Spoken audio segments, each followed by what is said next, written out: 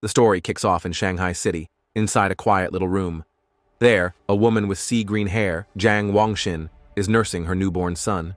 Between yawns, she smiles and tells her baby, Chenchen, how lucky he is. His only job is to eat and sleep, while she's the one losing all the shut-eye.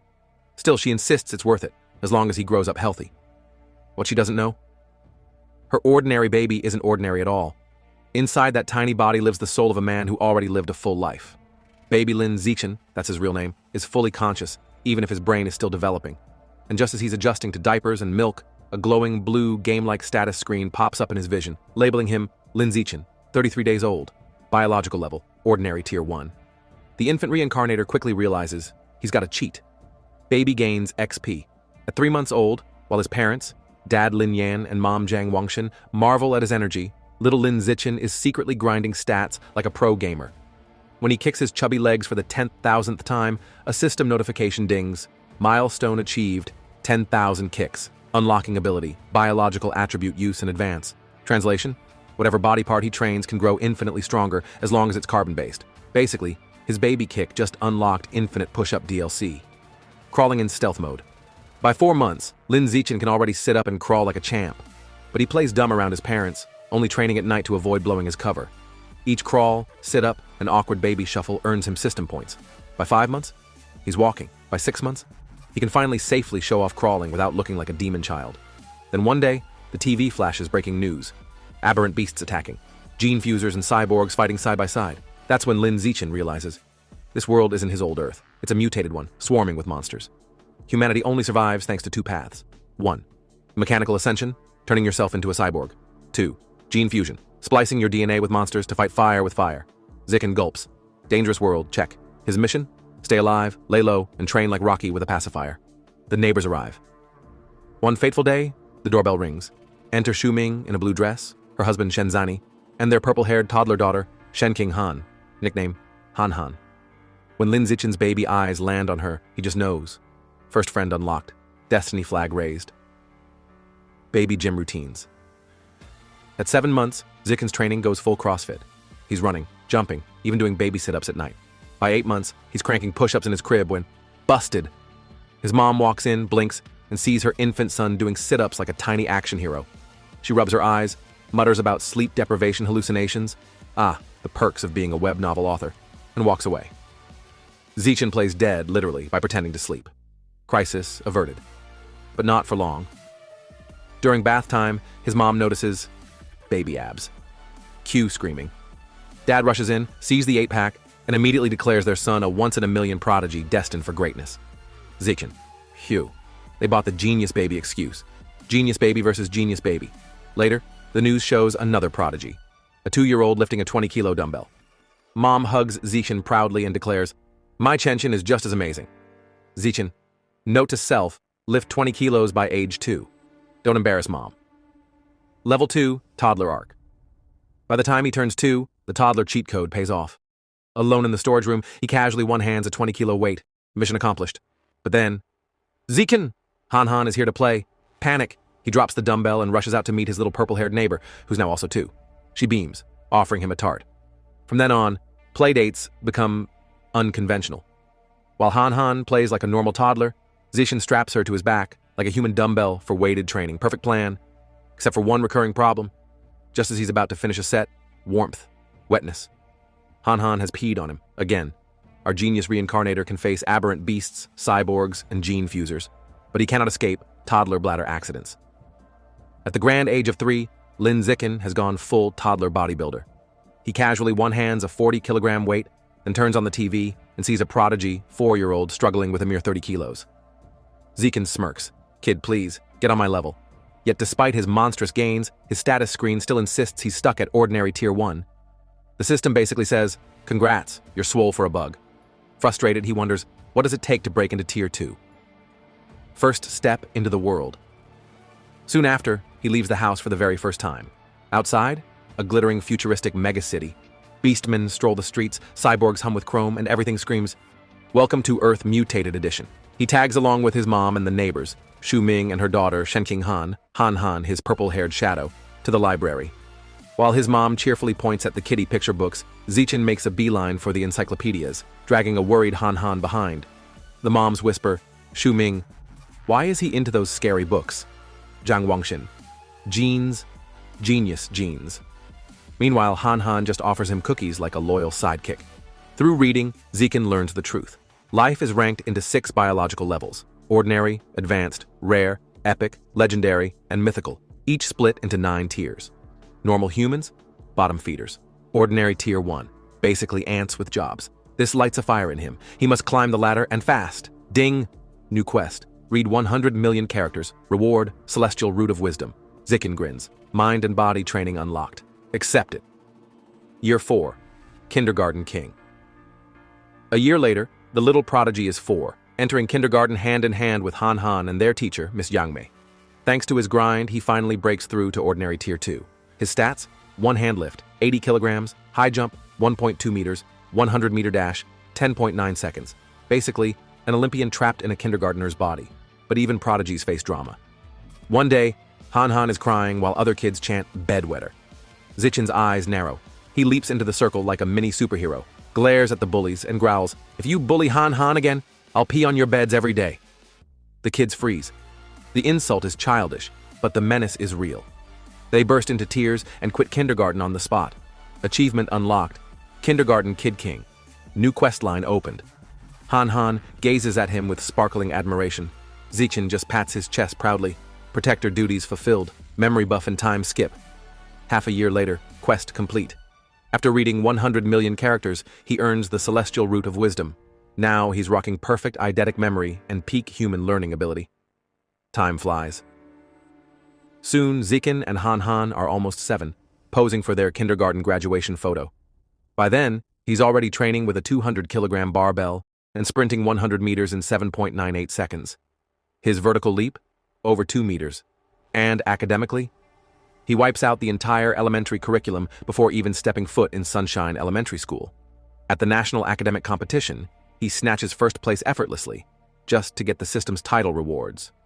Meanwhile, he tutors Han Han, raising her from average student to second in the class, right behind him. Sidekick, upgrade successful. Sunshine Elementary Arc school life seems smooth. Zichin breaks every sports record, racks up titles, and balances his hero training arc with babysitting Han Han. Then, plot twist. A new transfer student appears, long silvery blue hair, aura of mystery. The teacher introduces her as Bai Shuer. The class gawks at her beauty. Han Han whispers to Zichin, "Xiao Chen, her hair looks like snowflakes." But Zichin isn't thinking about hairstyles. As Bai Shuer walks past, he senses it. An aura that is not human. Could she be a gene fuser, a cyborg hybrid, or something even stranger? For the first time, the little reincarnator feels it. The real story is about to begin. At first, Bai Shuer is the ultimate enigma. She transfers in, sits at her desk, lays her head down, and basically cosplays as a hibernating bear 24/7. She doesn't talk, doesn't move, barely blinks. Even restroom breaks? Optional, apparently. The class is intrigued at first. Some even snap selfies with the sleeping beauty. But when the novelty wears off and she still refuses to join the party, they move on. Life returns to normal, until 1 month later. The incident. One day, a bizarre phenomenon begins. Bai Shuer starts secreting a viscous white liquid that oozes down her clothes and legs, carrying a foul stench. Note, not the superpower reveal Lin Zichin was expecting. The classroom reacts like a biohazard alarm just went off. "You, gross! What's that smell?" And of course, every school has that one punk. Enter Guan Chun, resident bully. He sneers, makes a crude joke, then takes his water bottle and dumps it over her head, declaring he's washing her out. Cue. Bai Shuer trembling, fists clenched, tears streaming silently as the whole room erupts in laughter. It's cruelty at its ugliest.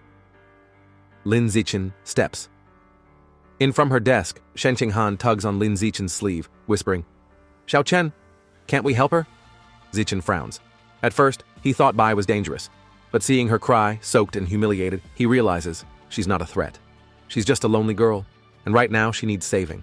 So he stands up, walks straight to Guan Chun, grabs the boy by the collar with a smile that screams mini-mafia boss energy. "Wipe the water." Now Guan Chun turns pale. He knows this look. Lin Zichin isn't just a bookworm. He's a legend. Even 6th graders give him a wide berth. Terrified, Guan-chun stammers, "I'll clean it up right away." The rest of the bullies scramble with tissues, frantically polishing her desk like waiters trying not to get fired. Then Zichin drops the hammer. "Apologize. All of you." And they do. Bowing, sweating, promising never to bully her again. Kindergarten flashbacks, except now it's the elementary edition. The first true friendship. With the bullies gone, Bai Shuer finally lifts her head, eyes glistening. She whispers a shaky "thank you." Han Han pats her shoulder warmly. That's what classmates are for. From that day forward, Shen King Han takes it upon herself to be Bai Shuer's first real friend. She drags Zichin along too, whether he likes it or not. Han Han always offers her best snacks first, while Bai cautiously tests the taste of kindness for the first time. One day she hesitates and blurts out, "Aren't you disgusted? I smell terrible. I've always been hated." Han Han clasps her hands and says firmly, "This is not a dream. We'll be friends forever. Right, Xiaochen?" Zichin, caught in the oath against his will. "Guess I'm in this now." Overcome, Bai bursts into tears and hugs Han Han tightly. Then she gifts them a necklace with twin beast fangs, her most precious belonging, as a symbol of their friendship. 3 kids, 1 sunset, a pinky swear for life. It's pure childhood anime vibes. And then, she vanished. But just as things seemed perfect, Bai Shuer suddenly transfers out. Han Han is stunned. Why didn't she say anything? Lin Zichin, however, already knows. He saw it with his own eyes. Bai in the principal's office, signing papers alongside a towering man with cybernetic arms. The principal assured him everything would be kept confidential. That was the day Zichin confirmed his hunch. Bai's identity was anything but ordinary. And just like that, she was gone. No goodbye, no explanations, just questions. But fate wasn't done with him yet, because what came next would shake his peaceful routine far more than a mysterious girl with a strange aura. It's a quiet night at home. Lin Zichin is massaging his mother Zhang Wangxin's shoulders, and she's practically melting. "Ah, perfect. After a whole day of typing web novels, this is heaven," she sighs. Little does she know, her 8-year-old son is basically a professional masseuse. Thanks to his celestial root of wisdom, Zichin has memorized advanced massage techniques like a human spa encyclopedia. Internally, he's impressed. Who knew my genius memory would be this useful? Guess I've unlocked the filial piety DLC, but before Wangxin can fall asleep, the news interrupts with a bombshell report. Breaking news: Kyoto prodigy achieves gene fusion at age 10. The broadcast shows a boy casually lifting a 500-kilogram boulder with one hand. Zichin freezes. He knows that face. It's that guy, his rival. Papa Lin Yan immediately groans. This Kyoto brat again? Do they want him to be a martial arts influencer now? Mom shakes her head. He's just a kid. It's wrong to use him as a guinea pig. Dad shrugs. He's from a 1,000-year-old martial arts family. For them, family comes before childhood. Mom snaps back. Wow, you really know everything, huh? Dad raises his brows. Obviously. And the bickering begins, but Zichin tunes them out, crunching the numbers. Before gene fusion, Kyoto boy could lift 100 kilograms. Now 500 kilograms, a 5-fold boost. Meanwhile, at just 8 years old, Zichin can already hoist 300 kilograms raw, no fusion required. He pumps his fist. Ha! My potential leaves his in the dust. Confidence, plus 9,999. And then, the true horror. But that smugness lasts all of 5 minutes.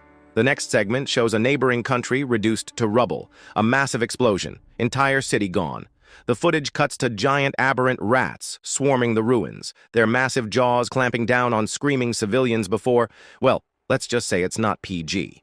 The news anchors report that a cult called the Heretics was behind the attack, an anti-human group that worships aberrant beasts and manipulates them for destruction. Zichin gulps. Okay, lifting weights is cool, but how do you train to not get eaten by a 3-story rat? He feels grateful his own country is safe and powerful, a perfect place to grow strong while keeping his head down.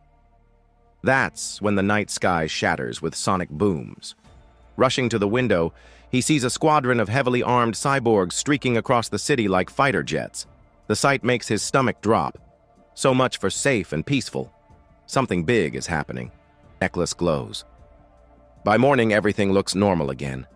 Zichin waits for Han Han, who comes running up, panting and apologizing for being late. Then he notices it. The beast fang necklace Bai Shur had given them, the one Han Han now wears, suddenly pulses with a bright blue glow. Zichen freezes. That aura. So it really was from an aberrant beast, but just as quickly as it appears, the glow fades. Han Han doesn't even notice, brushing it off. Zichen forces a smile, but his gut tells him otherwise. Between the cyborg deployment and the necklace's reaction, trouble is brewing. The red-haired stranger. On their way to school, things get creepier. Leaning casually against a lamppost is a striking woman with flowing red hair and a black dress. As they pass, she smiles sweetly. What adorable kids! Are you two brother and sister? Han Han beams. Nope. We're childhood best friends. The woman's smile lingers, wistful. Childhood friends? How lucky. I wish I had one too, but then, her eyes glint, her expression twists into something darker. She leans closer. Tell me, why are you walking to school alone? Where are your parents? Han Han, innocent as always, opens her mouth to answer, but Zichen yanks her hand and cuts her off. We're gonna be late. He drags her away without a second glance, leaving the mysterious woman behind. Once they're safe, he kneels to Han Han's level, sighs, and says firmly, Don't talk to strangers. Ever. She nods obediently, cheeks puffed in embarrassment. After school, Lin Zichen decides to take a shortcut through a deserted alleyway. Han Han hugs her backpack nervously. This place is creepy. Zichen waves it off like a tour guide. Relax. The whole area is scheduled for demolition. Everyone's already moved out. Totally safe. Narrator's note, whenever a protagonist says totally safe, you know it's about to be totally not safe. Sure enough. Finally out of school, are we? The red-haired woman from the morning strolls out of the shadows, smiling far too sweetly for comfort. Beside her is a human mountain of muscle named Shang. She waves like a friendly aunt. Over here, Shang. The kids are right here. Zichen stiffens. Wait. I purposely took a different route. How did she... The woman coos. Don't be scared, darlings. Come here. I've got treats. Shang rolls his eyes. Enough nonsense. Just knock them out already. I'm in a hurry to sell them for cash. And with that, the musclehead lunges at them with a cloth in hand. When an 8-year-old punches like a bulldozer, Zichen reacts instantly. He shoves Han Han out of harm's way, plants his feet, and cocks his fist back. System buff plus adrenaline boost equals one very unlucky kidnapper. BAM. His tiny fist connects squarely with Shang's jaw. The man doesn't just stop. He flies backward down the alley like a rag doll on a trampoline, coughing blood and wondering which truck just hit him. The red-haired woman's jaw drops. Did an elementary schooler just send a 200-pound man flying? Zichen doesn't wait. He turns on her next. Before she can even gasp, he slams a punch into her stomach, follows with an uppercut. KO! She's out cold. Standing over their unconscious bodies, Zichen's expression hardens. He picks up a brick. No cameras, no witnesses. If they live, my powers get exposed. Best to tie up loose ends. Then the real horror arrives.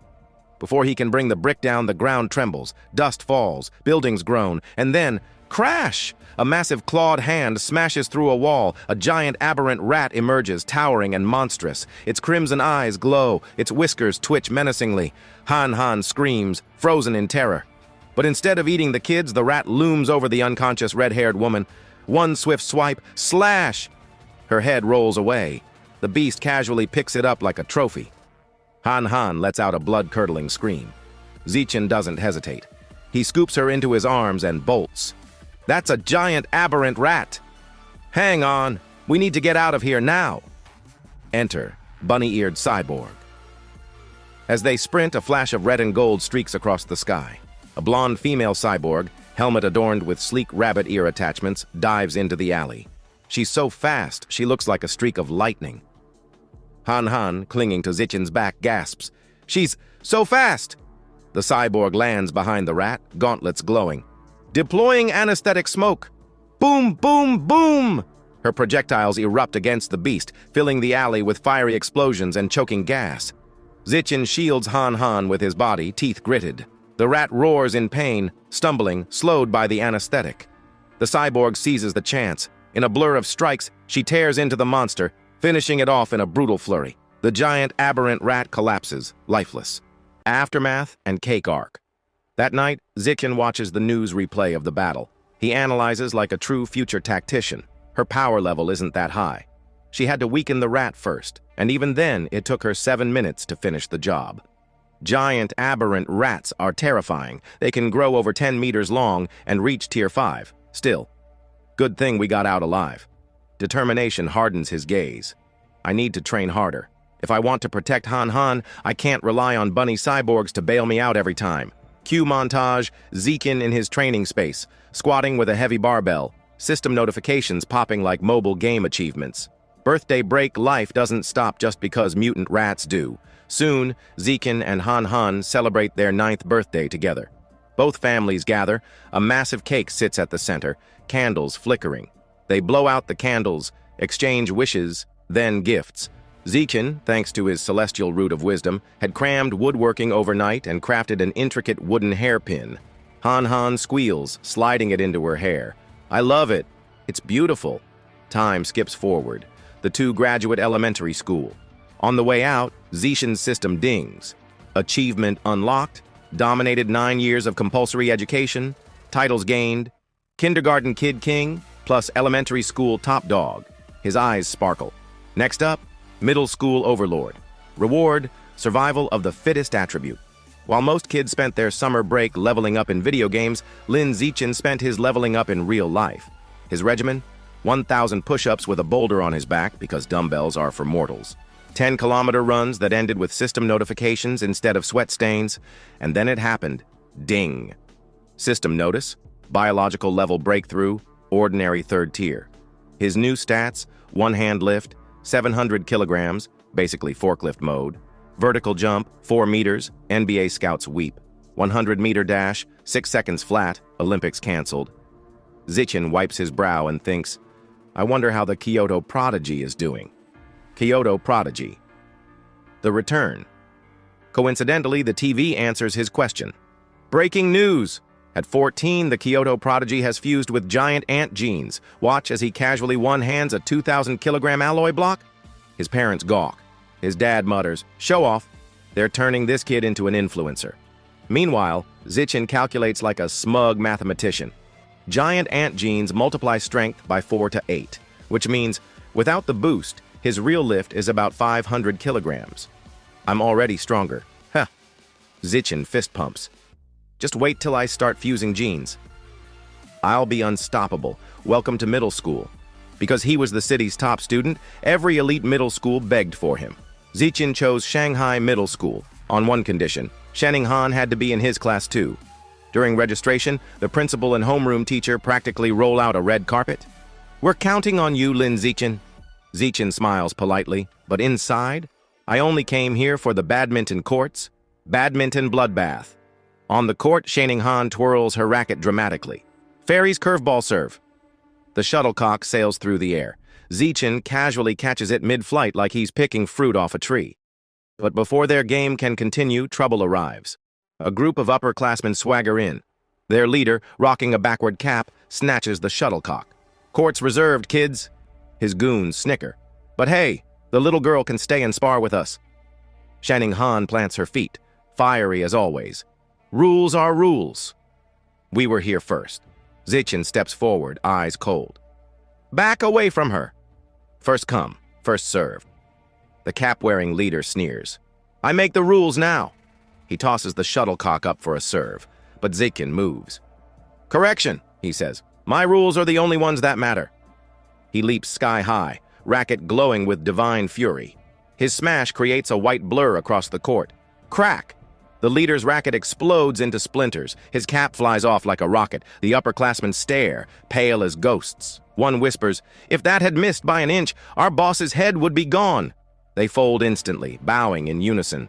We understand the rules now. Sorry, we'll leave. And they flee like cockroaches under a kitchen light. After that, nobody ever dared to bully Zikin or Han Han again. School life of a prodigy. Life in middle school was basically the same, just with better facilities. Academics? Zikin was so far ahead he'd finished the entire curriculum ages ago. He spent class reading random books while teachers pretended not to notice. Nights? After workouts, he binged online tutorials at inhuman speed, cooking, photography, driving, swimming, every sport imaginable. The man was building a resume fit for 10 lifetimes. The middle school overlord title, though, still locked. He tried everything, aced exams, collected trophies, represented the school in national competitions. But he deliberately avoided winning first place every single time to keep a low profile. Narrator: low profile my foot. Instead, he attracted fangirls, mountains of love letters piled on his desk daily. He ignored them all, focusing only on tutoring Shening-han and preparing for the big event, the school sports festival. Festival of Domination. Zichin entered 3 events: shot put, high jump, and sprinting, 1 for each stat. Shot put casually lobbed the iron ball 201.1 meters, and that was him holding back. High jump, 4 meters, easy. Sprinting smoked the competition so hard they were still tying their shoelaces when he crossed the finish line. Gold, gold, gold. Sitting with Shening-han afterward, admiring his medal collection, the system chimed. Achievement complete, dominate 9 years of compulsory education. Title unlocked, middle school overlord. Attribute gained, survival of the fittest. Power surged through his veins. He grinned. Finally, a fang with secrets. Walking home with Han, he pondered his new attribute, survival of the fittest. Lets a predator devour the life essence of other creatures to evolve. But what's life essence? Then inspiration struck. He turned to Han. Can I borrow your beast fang necklace? She nodded. The moment he touched it, a notification appeared. You have devoured a trace of the abyssal giant butterfly's life essence. Guidebook unlocked. 1% progress. A spectral butterfly with ominous eyes on its wings unfurled around him. Zichin froze. Butterfly. Tooth? That night, he scoured the internet for abyssal giant butterfly. Nothing. Not a whisper. He remembered. Bai Shuer had given them 2 fangs. He dug through his bag, pulled out the second tooth, and repeated the process. Life essence devoured. Guidebook progress. 2%. Zichin stared at the fang, disappointed. Barely any juice left. He clenched his fist. If I want the butterfly's full power, I'll need to find the real thing. And so, the hunt begins. The very next day after school, Lin Zichin upgraded his daily training routine by pedaling Shening-han to and from school on his trusty bike. On the surface, it was a noble gesture. In reality, he figured a bike doubled as both cardio training and a quick getaway vehicle in case an aberrant beast decided they looked like a 2-for-1 lunch special. Just as they rolled out of the school gates, a man in a shiny tracksuit called out. Zichin! Lin braked, and the man jogged up, grinning like a used car salesman. I'm Coach Guo, martial arts team, he introduced himself, clapping Zichin's shoulder. Your performance at the sports meet?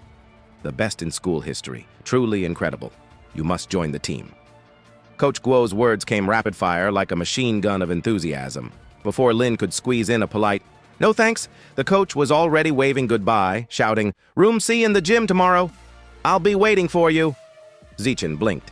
Shening-han giggled. The poor boy had just been recruited by sheer force of volume. That evening, Zichin sat in his room, ready to test his shiny new survival of the fittest ability. He smacked his hands together, squashing a cockroach and a mosquito in one blow. Opening his palms dramatically, he waited for the surge of power. Nothing, not even a flicker. Turns out ordinary insects weren't exactly packed with exotic life essence. Who knew? So, new theory, only stronger beasts carried the juicy power he needed. Time to test it properly. The next day, he biked Shening-han into the city and pulled up at a massive supermarket. Inside, there were shelves stacked with beast meat. Only all of it was prepackaged. He frowned. How could he absorb anything through plastic wrap? Just as frustration set in, he heard a booming voice. Fresh beast meat, not prepackaged, safe to eat. His eyes lit up. Jackpot. Wait here, he told Shening-han mysteriously, then rushed over like a man about to propose to a steak. He slapped his hand on a slab of freshly cut meat, BZZT. A surge of purple energy rushed into him, his grin stretched ear to ear. Yes, it works! Behind him, Shening-han stared. Why are you smiling like that at raw meat? Zichin, playing it cool. Oh, it just feels extra fresh. Want to touch it? Absolutely not. She waved her hands like he was contagious. Mission complete, he bought some to take home. Not just any meat, though. Ghost Shadow Squid, the cheapest option, which still cost nearly 1,000 yen a jin. His wallet whimpered. Shining panicked at the price.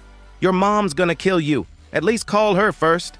Patting her head, Zichin lied smoothly. "Relax. She told me to buy plenty. She's already planning a feast queue flashback." His mom happily nodding in approval. Except, in reality, this was all in his imagination. At checkout, the cashier rang up 3 packages for a painful 29 yen and 94 cents. Lin forced a smile. Internally, he was crying. On the ride home, he couldn't resist. He discreetly pressed his hand on the package in the bike basket. Another surge of purple energy. The system confirmed. Ghost Shadow Squid Guidebook unlocked. Progress 0.1%. A creepy mental image of a giant multi-eyed squid floated in his head. He quickly did the math.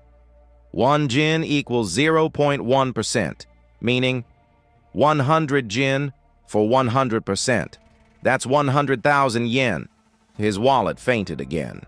But the squid's power, to dissolve into water and vanish, was absolutely worth it. He just needed mountains of cash. Better yet, the meat wasn't spoiled after absorption, meaning he could eat it too. Double profit. His progress climbed to 3% as he tapped more squid essence on the ride. Unfortunately, his squid meditation ended when Shining Han shouted, "Brake!"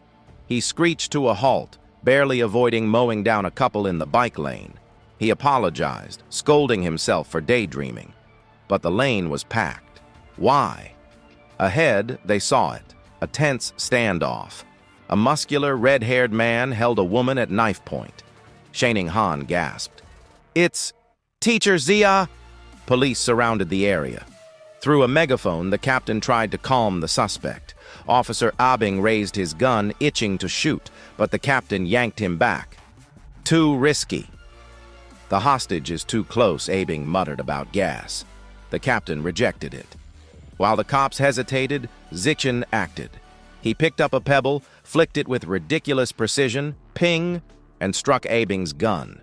The misfire sent a stray bullet flying straight into the suspect's hand. Knife dropped, hostage freed. "Move in!" the captain roared. Police swarmed, disarming and cuffing the red-haired thug. Teacher Sia sobbed in relief as a female officer comforted her. Meanwhile, Zichin casually got back on his bike. "Let's go," he whispered. Shining Han stared at him wide-eyed. "Did you just—" "Shh!" He pedaled away, almost free. "Wait!" The captain's voice rang out. "You! Boy, were you the one who threw that rock?" Panic flashed across Zichin's face. He forced a nervous laugh. "Ha ha! Me?" "No way, sir." The captain frowned. "Strange. You'd think someone would admit to a good deed, especially when there's a reward for bravery reward. The magic word." Zichin's brakes screamed as he spun back around, skidding to a stop in front of the captain. He scratched his head sheepishly. "Actually, yes, that was me. And, the reward part is really important." The captain chuckled, clapping his shoulder. "Good. Come by the station to make a report. I'll make sure you're properly rewarded." After informing their families, Lin Zichin and Shining Han prepared to head to the police station, expecting a smooth, boring debrief. Easy reward money, maybe a pat on the back, then home in time for snacks. But fate, as usual, had other plans. As the police escorted the cuffed suspect away, his face suddenly began twisting grotesquely, like he was mid-transformation into a Halloween mask. The captain paled. "Heretic!" The man's bones cracked and his muscles ballooned. In seconds, the suspect mutated into a hulking, aberrant rat. The cuffs snapped like cheap toy bracelets. With a shriek, it lashed out, swiping its massive claws at the officers. "Open fire!" the captain barked into his radio. "Protect the civilians!" Gunfire erupted in a storm of noise, but the bullets pinged off the monster's hide like BB pellets. A frantic voice came through the radio. "Confirmed heretic! Subject fused with Rat King genes, requesting immediate backup." Lin Zichen grabbed Shining Han and their teacher, muttering a quick apology as he dragged them into a retreat. Thankfully, the rat wasn't chasing them. Still, his heart pounded. He really didn't feel like becoming rat chow today. Then, the sky lit purple. A sleek figure streaked down from the heavens, landing with a boom that shook the street. A female cyborg in gleaming armor, her short, dark purple hair catching the light. She reeled back a metallic fist and smashed the rat square in the jaw, staggering the beast. Hovering into the air, her chest plate split open to reveal a glowing core. Fire! A blinding beam of purple energy tore out, engulfing the mutant. The rat's roar of agony was cut short as it was disintegrated into a smoking pile of charred flesh. Everyone stared, stunned. Teacher Sia and Shining Han both exhaled in relief. Zichen, however, was staring at something far more important, his bike. Thank the heavens, he sighed. Not even a scratch.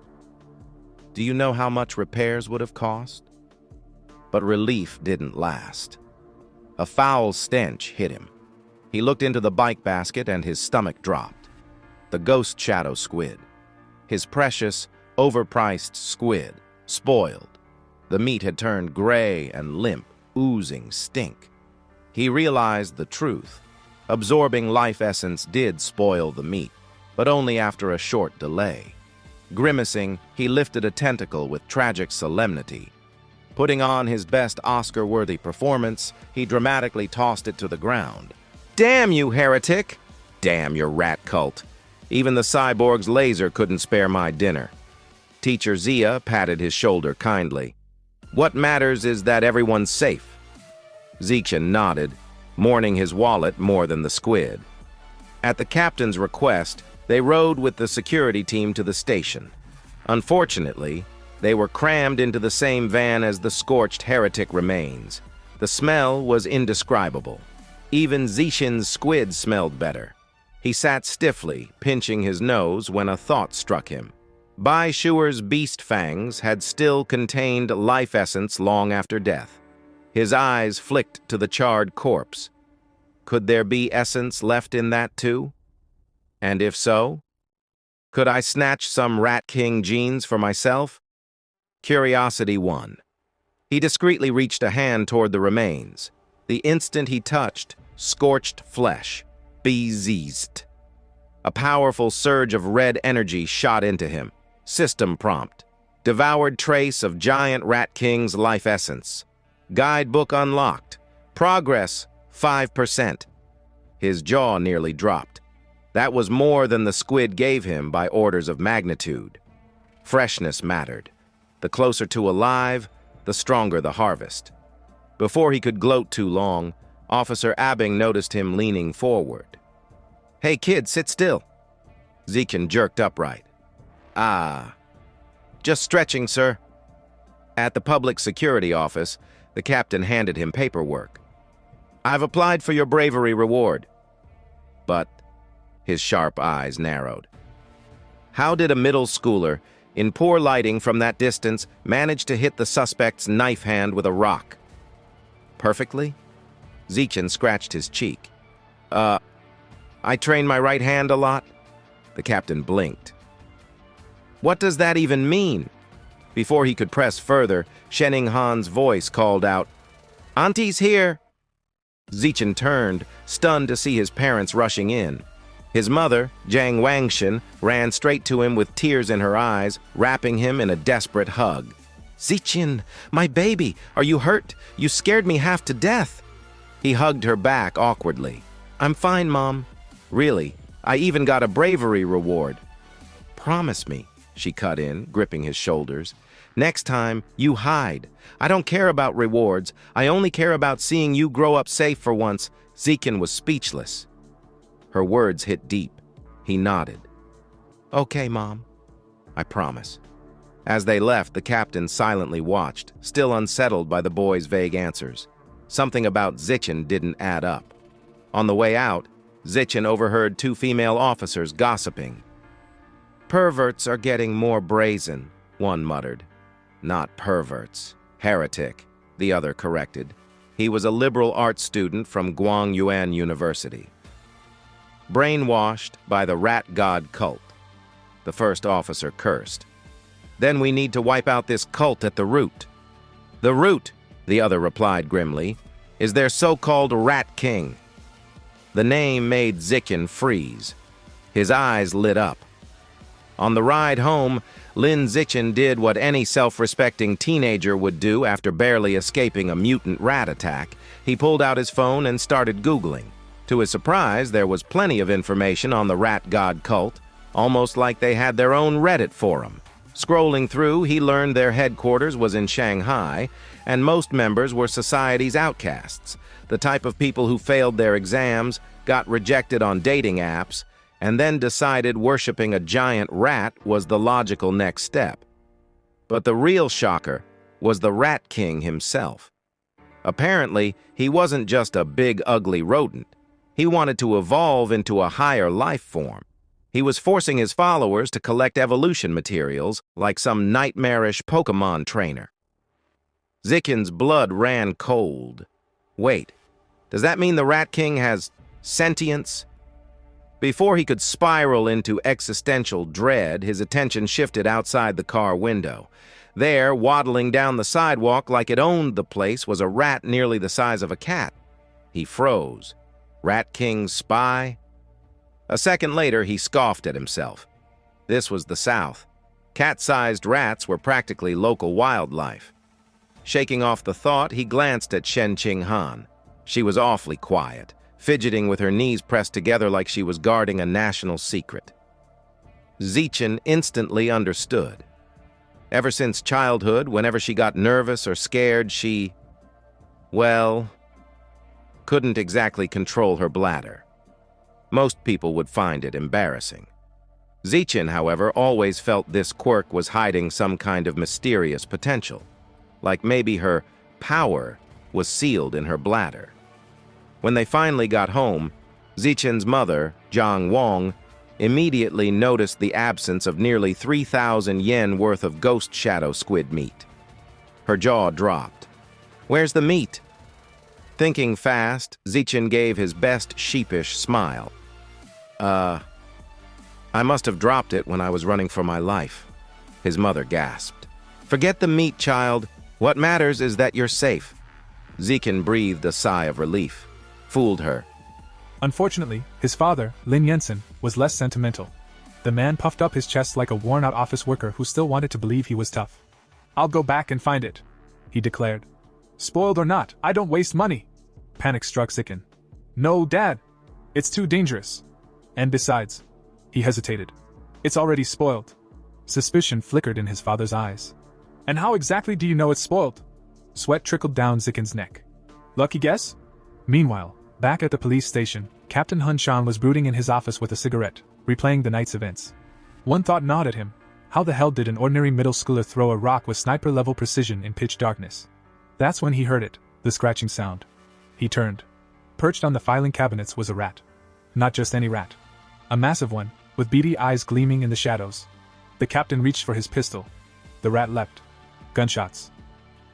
A blur of claws and blood. By morning, the captain was a headline.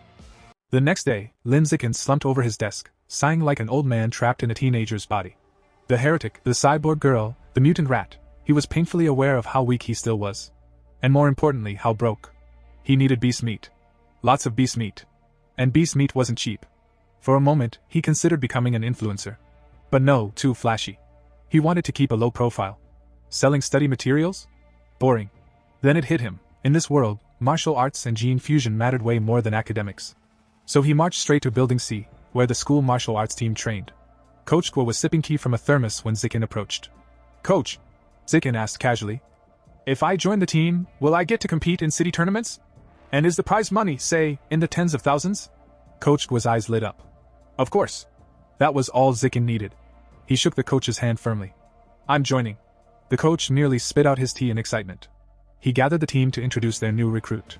"This is Lin Zichen, our school sports meet champion."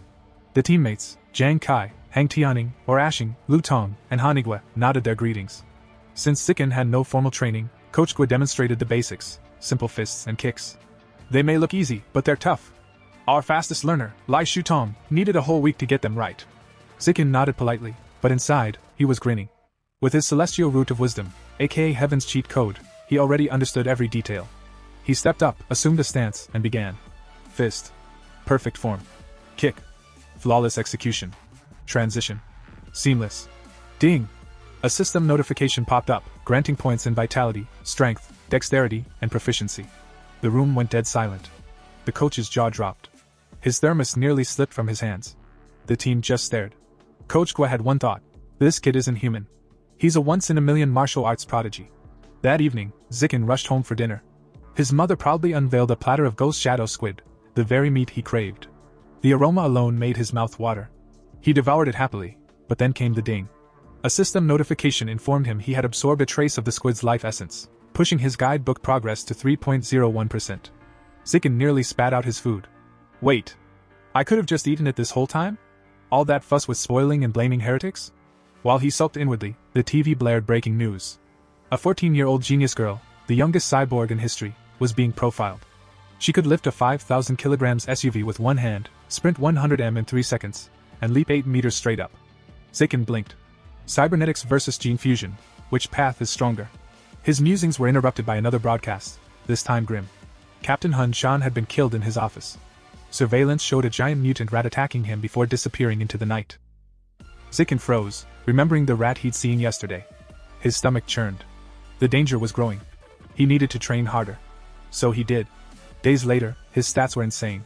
He could sprint 100 meters in 4.61 seconds, jump 5.3 meters high, and lift 1,200 kilograms with one hand. Not bad for a normal middle schooler. But trouble, as always, found him. The next morning, Shin Qinghan followed him curiously to the gym. On the way, a pink-haired girl shyly offered Zikin a bottle of milk. He smiled politely and declined. Behind them, Jiang Kai, teammate, sore loser, and apparently jealous admirer of pink-haired girl, was fuming. Watching her get rejected crushed him. He stormed up and blocked their path. You hurt her feelings. Apologize. I'm allergic to milk. Zikin replied calmly. Liar! Kai snapped, his veins bulging. He pointed at Zikin dramatically. I challenge you to a spar. If I lose, I'll never bother you again. But if you lose, you drink the milk. At that exact moment, ding! A system notification appeared. New achievement mission. Defeat 1,000 opponents in formal competition. Unlock survival of the fittest trait. Zikin's lips curled into a sly grin. Surrounded by a faint purple aura, his eyes glinted with mischief. Challenge accepted, he said. Word of the duel spread through the school like wildfire. By the time Lin Zikin and Jiang Kai stepped into the gym, the place was packed. Students crowded around the sparring floor, buzzing with excitement. Two freshmen whispered to each other. Wait, Lin Zikin? The sports meet champ? Yeah, and he's fighting a senior. This is gonna be legendary. The crowd was very clearly on Zikin's side. Female fans screamed encouragement, telling him to teach that bully a lesson. The pink-haired girl from earlier stood at the front, phone in hand, ready to immortalize the moment for social media. Jiang Kai, meanwhile, was fuming. Everyone seemed convinced he was going to lose. Ha! Just because he's been shining for a month, they think he's invincible? This duel will be my redemption arc. Lin Zikin, in contrast, looked utterly unfazed. Can we make this quick? I need to get home for dinner. The word stabbed into Jiang Kai's pride like a hot knife. He smirked coldly. Fine. Quick it is. Coach Gua stepped between them, raising his hand. Remember, no killing blows. The match begins. Wait. Jiang Kai interrupted with a smug grin. To make this fair, I'll give you 3 free moves. After all, I've trained for nearly 2 years. You? Barely a month. The crowd murmured. How generous. How noble. How utterly condescending. Zikin just nodded. All right. And then boom. Before Jiang Kai could even blink, Lin Zikin blurred forward. His fist crashed into Jiang Kai's nose with the force of a freight train. Blood sprayed. The senior flew backward, collapsing to the mat in an unconscious heap. 1 punch. 1 second. The entire gym froze in stunned silence. Coach Gua dropped his thermos. The fight is over. In 1 punch. The crowd erupted in chaos. Girls screamed his name. Shin Qinghan threw her fist into the air, shouting like a die-hard fangirl. The pink-haired girl squealed while live-streaming, her phone trembling from excitement. Zikin glanced at his system. Ding! Mission update. By defeating a rival and earning the affection of the opposite sex, you've gained priority mating rights.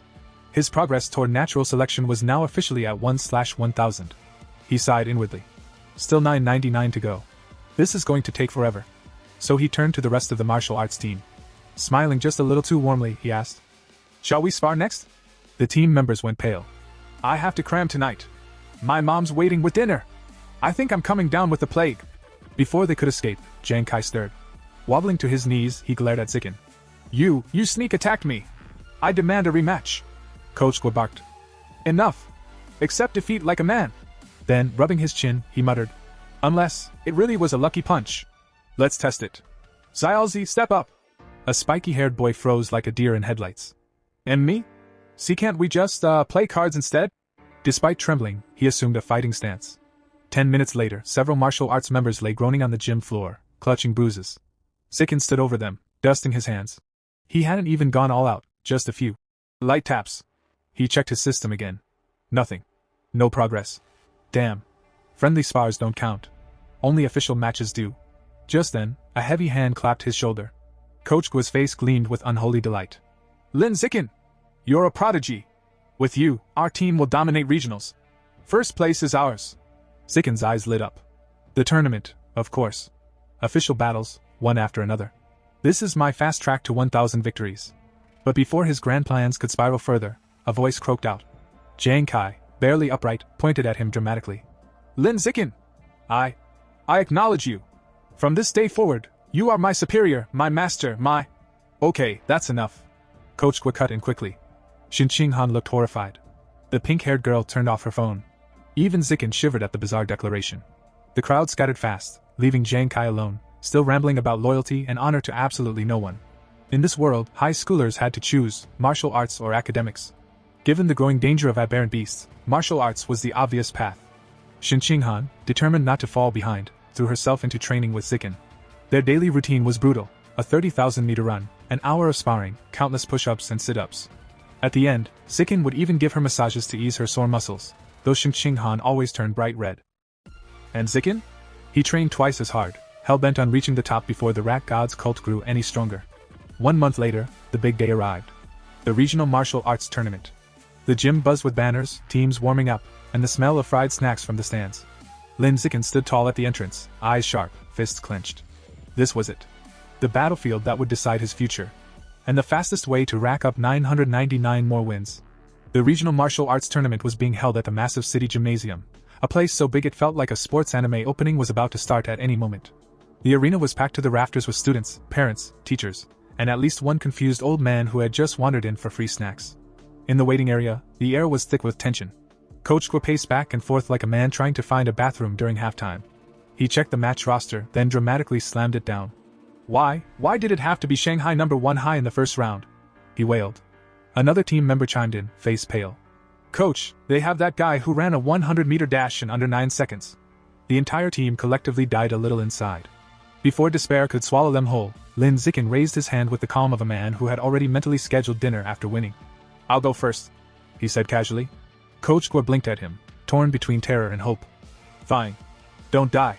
As Lin Zikin walked out to the roaring arena, Shin Qinghan waved a little flag she'd probably made that morning, and Coach Gua screamed encouragement through a megaphone like a battle commander sending his hero into war. Lin Zikin's opponent lumbered forward, a muscle mountain of a teenager from Shanghai #1 high. He had biceps that could file for their own citizenship and an ego to match. Not bad first year, he said, looking down at Lin. But the stage isn't meant for shorties under 170. I'll show you the power gap. He flexed his arm. The flex echoed. Somewhere, a protein shake cried. The referee raised his hand. Ding! The big guy charged forward with the subtlety of a tank. His punch came like a meteor. Lin Zikin calmly tilted his body to the side. And then boop, a short, clean punch to the chest. The sound that followed was like someone had fired a cannon inside the gym. The muscular teen flew backward, face first, unconscious before he hit the mat. The announcer froze, mic trembling. VV victory for Lin Zikin? On the sidelines, Shin Qinghan jumped up and yelled. That's my Xiao Qin! The rest of Shanghai High's team swarmed Coach Gua, screaming like they just won the lottery. He's insane! All that muscle was just decoration! Bro's built different. Meanwhile, on the other side of the ring, the opposing coach was absolutely losing it. What did I say about footwork? His fallen student, of course, couldn't respond. He was somewhere in dreamland, probably reliving his kindergarten years. Back in the ring, Lin Zikin got a crisp system notification. Tournament rival defeated. Elimination count, 2,100. He clenched his fist, feeling the satisfying weight of progress. The opposing coach, still clutching his clipboard like a drowning man clings to driftwood, pointed to his next fighter. Chen Fang. Crush him. Chen Fang, cool, calm, composed, stepped into the ring. He wasn't cocky like the last guy. He looked like someone who actually trained instead of just skipping leg day for 5 years. The announcer signaled the start. Chen Fang moved like lightning, striking with flawless technique. But Lin Zikin caught the kick with one hand. Chen Fang's expression went from, "I got this," to, "Oh no." Then, with all the grace of a helicopter crash, Chen Fang spun midair and landed flat on his back. KO. Medics sprinted in with a stretcher. Someone shouted something about getting a head scan. The crowd was stunned. What just happened? Is he hacking? This tournament is rigged. A few furious parents demanded refunds. Meanwhile, the opposing coach sat on the bench, face buried in his hands, muttering, "It's not luck. This kid, he's a monster." And somewhere in the crowd, Lin Zikin cracked his neck, calm and ready. This was just the warm-up. Back in the waiting area, Coach Guo was a changed man. His earlier nervousness had evolved into a kind of manic determination, the kind coaches get right before doing something either brilliant or deeply stupid. He slammed his clipboard down and pointed dramatically at the next fighter. "Jie Fei, you're up. Listen to me carefully. Defense only. Defense. You cannot afford to lose, you hear me?" Jie Fei, a spiky-haired boy with the confidence of a man who never been punched hard enough, nodded coolly. "Relax, coach. I got this." Coach Guo blinked. "No, you don't." But Jie was already walking toward the ring, oozing smugness. Inside, his thoughts were even more self-assured. "That Lin guy? Please. Just lucky. 2 flukes in a row. No way he's stronger than me." After all, Jie Fei was famous, the kind of schoolyard legend people whispered about. He could run 100 meters in under 9 seconds, and rumor had it, his father was a gene fusion user, which meant superhuman DNA. The crowd buzzed like a live beehive. "That's Jie Fei, the lightning sprinter. His dad's a gene fusion user, right? Poor Lin Zikin. His streak ends here." The consensus was clear. Lin Zikin had been impressive, but his reign was about to end. The announcer raised his hand. "Begin." Jie Fei instantly ignored his coach's orders and launched forward with a battle cry that sounded way cooler in his head. His foot sliced through the air with a vicious kick, followed by a flurry of punches that blurred like a tornado. "Flowing water shattering rock fist!" he shouted, performing his signature technique. From the sidelines, Coach Guo's counterpart screamed. "What part of defense did you not understand?" Jie Fei ignored him, grinning confidently. "Defense is for people who can't attack like geniuses." Meanwhile, Lin Zikin, cool as a glacier, simply dodged each blow like he was swatting away mosquitoes. His expression stayed perfectly calm, almost bored. Lin mused mid-dodge. "This flowing water technique is kinda nice. I should learn it." Jie Fei, panting and red-faced, finally stopped swinging. How are you dodging all of that?" Lin tilted his head slightly. "Any other moves, or is that your whole trick?" The taunt hit harder than any punch. Jie Fei roared in rage and unleashed another furious barrage, fists flailing faster than logic. But Lin had seen enough.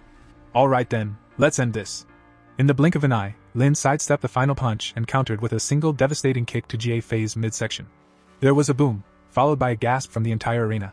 Jie Fei's eyes went wide. His soul seemed to momentarily leave his body as he flew backward and landed flat on the floor, limbs spread, dignity gone. KO. For a few seconds the crowd was dead silent, just the sound of a soda can rolling somewhere in the stands. Then came the explosion. "Let's go! Xiao Qin is a beast! 3 straight wins!" Xin Qihan leapt into the air like she was celebrating a World Cup victory, while Coach Guo nearly fainted from joy. "My boy! My prodigy! My golden child!" he screamed through his megaphone, eyes sparkling with fatherly pride and mild insanity. From that point on, the rest of the tournament might as well have been a montage. The next few opponents? Instant knockouts. The rest of Shanghai #1 High? Wiped out by Lin Zikin alone.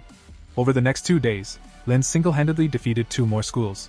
By the end, Shanghai High stood on the winner's podium holding the championship trophy, medals gleaming, Coach Guo crying like a proud uncle at graduation. But Lin Zikin's mind was elsewhere. He checked his system. Rival count, 161,000. He sighed. "At this rate, I'll need years to unlock the natural selection attribute." Still, there was one bright side. Coach Guo, surprisingly generous in his victory high, handed him 20,000 yuan, his cut of the prize money. Combining that with winnings from his academic competitions, Lin's wallet hit a glorious 30,000 yuan. It was gone within a week. He spent all of it on one thing, ghost shadow squid meat, a rare and ridiculously expensive beast delicacy said to boost one's physique. For several weeks, he ate nothing else. Breakfast, lunch, dinner, squid. Fried squid. Steamed squid. Squid shakes, probably. By the time he'd devoured 30 gene of it, his codex progress for the ghost shadow squid hit 33%. His training intensified. His power grew. By his second year of middle school, he broke through to the next stage, advancing from ordinary Tier 3 to Tier 4. The results were ridiculous. He could now lift 1,890 kilograms with one hand, jump 5.65 meters straight up, sprint 100 meters in 4.49 seconds. In other words, he'd evolved from school martial arts prodigy to walking natural disaster. And Lin Zikin? He just stretched his arms, cracked his neck, and thought, good. Now we're getting somewhere. Time flew faster than Lin Zikin could finish a serving of ghost shadow squid. Before they knew it, he and Qin Han had graduated from Shanghai's middle school division, two bright stars standing at the edge of a new chapter. But when the high school entrance exam results came out, fate decided to throw a brick right through their plans. Qin Han sat in her room, eyes red and puffy, clutching her pillow like it owed her emotional support. Why, Zikin? She sniffled. After all that training, we still can't go to the same high school. Lin Zikin stood there awkwardly, the kind of guy who could defeat martial arts champions but had zero defense against crying girls. He scratched his head. Well, you did great in academics, really. It's just that, your martial arts score wasn't high enough for the elite class at Shanghai High. Her tears doubled. Then what happens now? Zikin sighed, sitting beside her. Actually, the principal of Shanghai High is coming to my house today. Probably to recruit me. Want to come? She looked up, eyes shimmering like sad puppy dog eyes in HD. What's the point? The principal's obviously coming for you. Zikin smiled faintly and took her hand. Then let's make it about us. Before she could protest, he pulled her to her feet and said, Don't worry. I've got a plan. My one condition for staying at Shanghai High, you're my desk mate. Sure enough, a few hours later, Principal Zhao of Shanghai High arrived at Lin Zikin's home, elegant, sharp, and radiating the kind of confidence only someone with tenure and power could possess. For several hours, the principal sat with Zikin, his mother, and Qin Han, discussing everything from education, martial arts training, to how much potential Lin Zikin had. She was practically glowing as she said, You are the kind of student every school dreams of, Lin Zikin. Shanghai High needs you. When the long discussion finally ended, Principal Zhao stood and made her final pitch. If you agree to stay, you may name any condition. I'll make it happen. Zikin's eyes gleamed. This was the moment. He stood, cleared his throat, and said with absolute seriousness, I have only one condition. Qin Han must be in my class. As my desk mate. The room went dead silent. Qin Han froze like a deer caught in headlights. Principal Zhao blinked, then turned to her. Qin Han, that's your name? The girl nodded shyly. The principal smiled. Then it's settled. You'll both attend Shanghai High. Together. Zikin and Qin Han both stared, mouths open, before bursting into smiles of pure joy. Thank you, Principal! They shouted in unison, bowing so fast it almost looked choreographed. And just like that, their future was secured. Before the summer ended, Lin Zikin had one more thing to take care of, his final junior high martial arts tournament. At this point, it was less a competition and more a one-man show. He tore through the brackets with ease, his punches ending matches before the announcer could even finish saying, Begin! Naturally, Shanghai Middle won another championship, and Lin pocketed the prize money like a professional. This time, though, he had a plan. With this money, I can finally finish the Ghost Shadow Squid Codex. He took his winnings, stocked up on squid meat like a doomsday prepper, and headed out to a secluded forest outside Shanghai. Alright, let's do this somewhere quiet. Just in case I explode or something.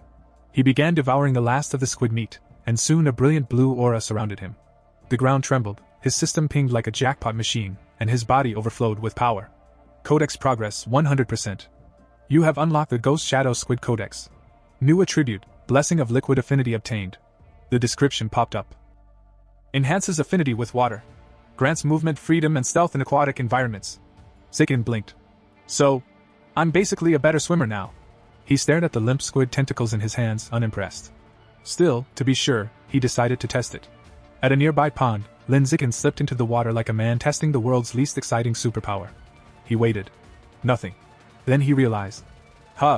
My skin's not wrinkling. He swam a few laps. Oh, less resistance.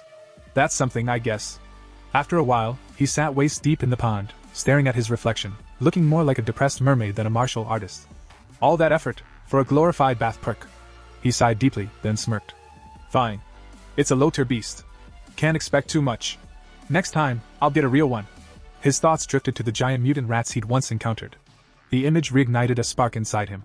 He clenched his fist, eyes burning with determination. No more small fish, or squid. From now on, I'm hunting the big ones. And with that, the young prodigy's next evolution truly began, dripping wet, slightly annoyed, and more determined than ever. As the start of the new school year approaches, Lin Zikin and Shenning Han's families decide to take a short seaside vacation. Lin suggests they go to the beach, partly to relax, but mostly to test his new liquid affinity. Once they arrive, Shin Han immediately starts shivering. "It's freezing," she complains, hugging herself. Lin, however, feels perfectly comfortable, his body seemingly in sync with the sea. "You'll get used to it." He laughs before diving gracefully into the waves. Underwater, his system instantly reacts, swimming +1, diving +1, rewarding him for each stroke. From the shore, Shenning Han nervously calls out, "Zikin, teach me how to swim." Realizing she's never learned, Lin wades back and begins teaching her. He expects it to take hours, but she surprises him. Within minutes, she's gliding effortlessly through the water. "Hey, this is actually easy," she says, diving smoothly below the surface. Lin blinks in disbelief. There's no way, he thinks. Her learning speed is unnatural. Then he notices something even stranger, a faint blue aura swirling around her body underwater. When she surfaces, eyes bright with excitement, she exclaims, "It feels amazing!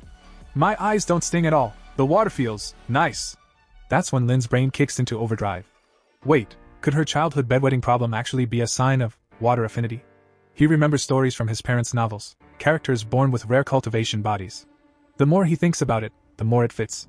To test his theory, they dive again, exploring the underwater world. Minutes pass, then 10, yet Shenning Han shows no sign of running out of breath. Suddenly, her expression changes. A deep, echoing hum vibrates through the water. They both look up, and the sea itself begins to swirl with glowing blue light. Shenning Han gasps, clutching her ears. "It's a voice!" she cries, panic in her eyes. They rush to the surface, the glowing current fading around them. That night, as they walk along the moonlit shore, Lin gently asks what happened. Shivering, she explains, "I heard a woman's voice whispering, over and over. I couldn't understand the words, it was right by my ear." Lin comforts her and later searches online for answers, but finds nothing. Restless and uneasy, he decides to train instead. As he performs his 1000th weighted sit-up, his system suddenly chimes. Collision, breakthrough achieved. Advance to ordinary tier 5, collision. A rush of energy floods his body.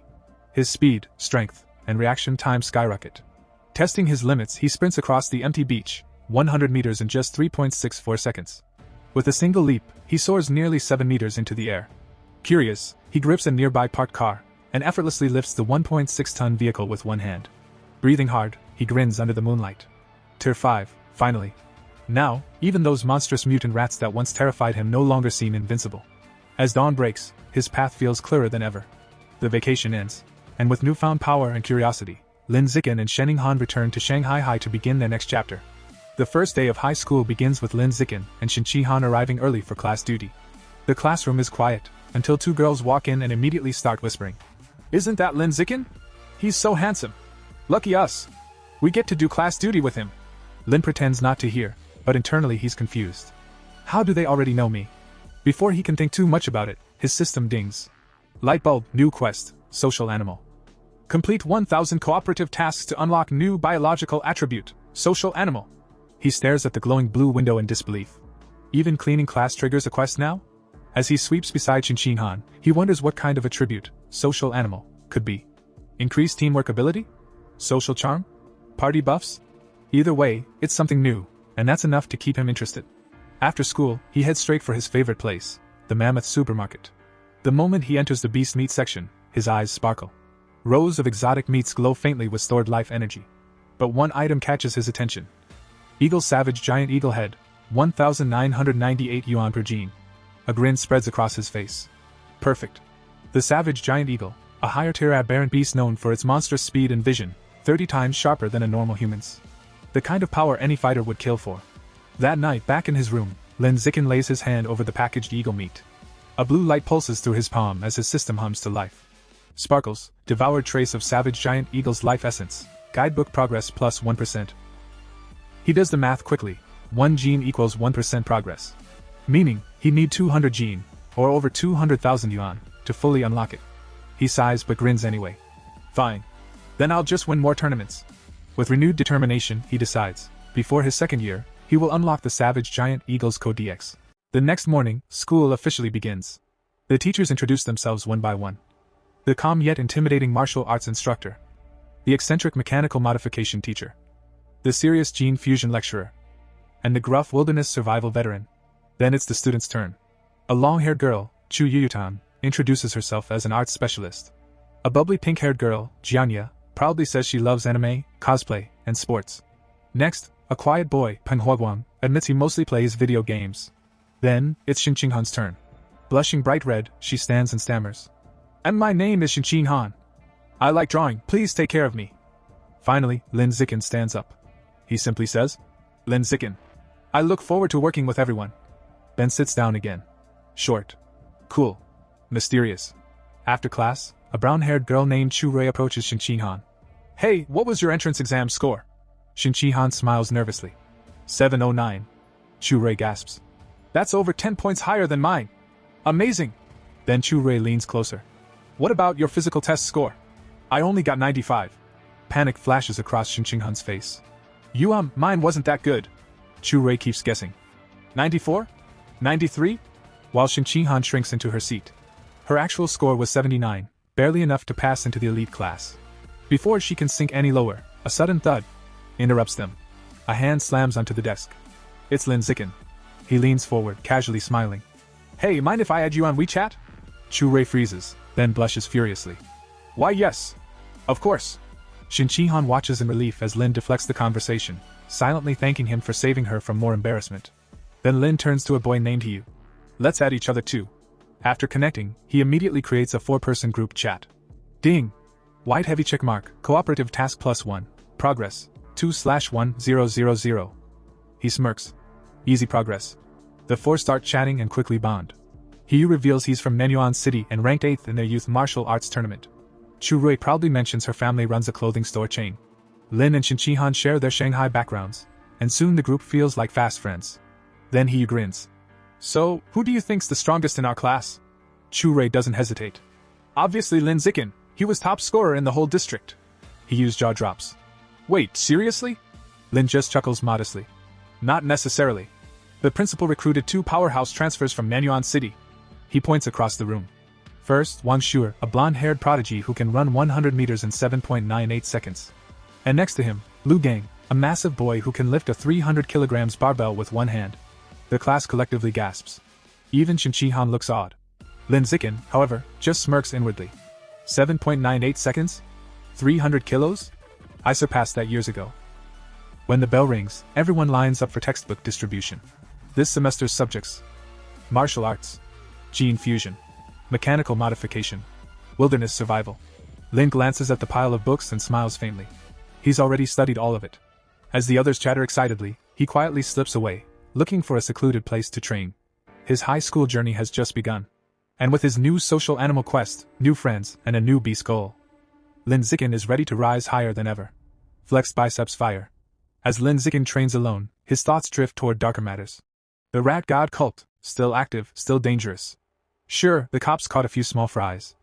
But their leader, the infamous Rat King, is still out there somewhere, plotting. That thought lights a fire in Lin Zikin's chest. He clenches his fist, eyes sharp as steel. I need to reach Tier 6 fast. Only then can I face that monster head-on. Cut to outdoor forest scene, wilderness survival class. The first practical class finally arrives, wilderness survival. Their teacher, Shi Chungbei, stands dramatically in front of the students like some old kung fu master. He smiles and asks, "So, who knows how to make a fire by drilling wood?" The class goes quiet. Then Hugh mutters, "That's useless, bro. Just use a lighter." Everyone chuckles, until, out of nowhere, Wang Shi and Lu Gang step forward like their contestants on Survivor, Shanghai edition. And shockingly, they actually manage to light a fire. The teacher's jaw drops. "Impressive. How'd you two learn this?" Lu Gang grins. "Summer camp." Wang Shi smirks. "Tutorials on YouTube." Classic. Then, not to be outdone, Lin Zikin quietly gathers his group, gives a 30-second explanation, and boom, everyone in his group starts fires like pros.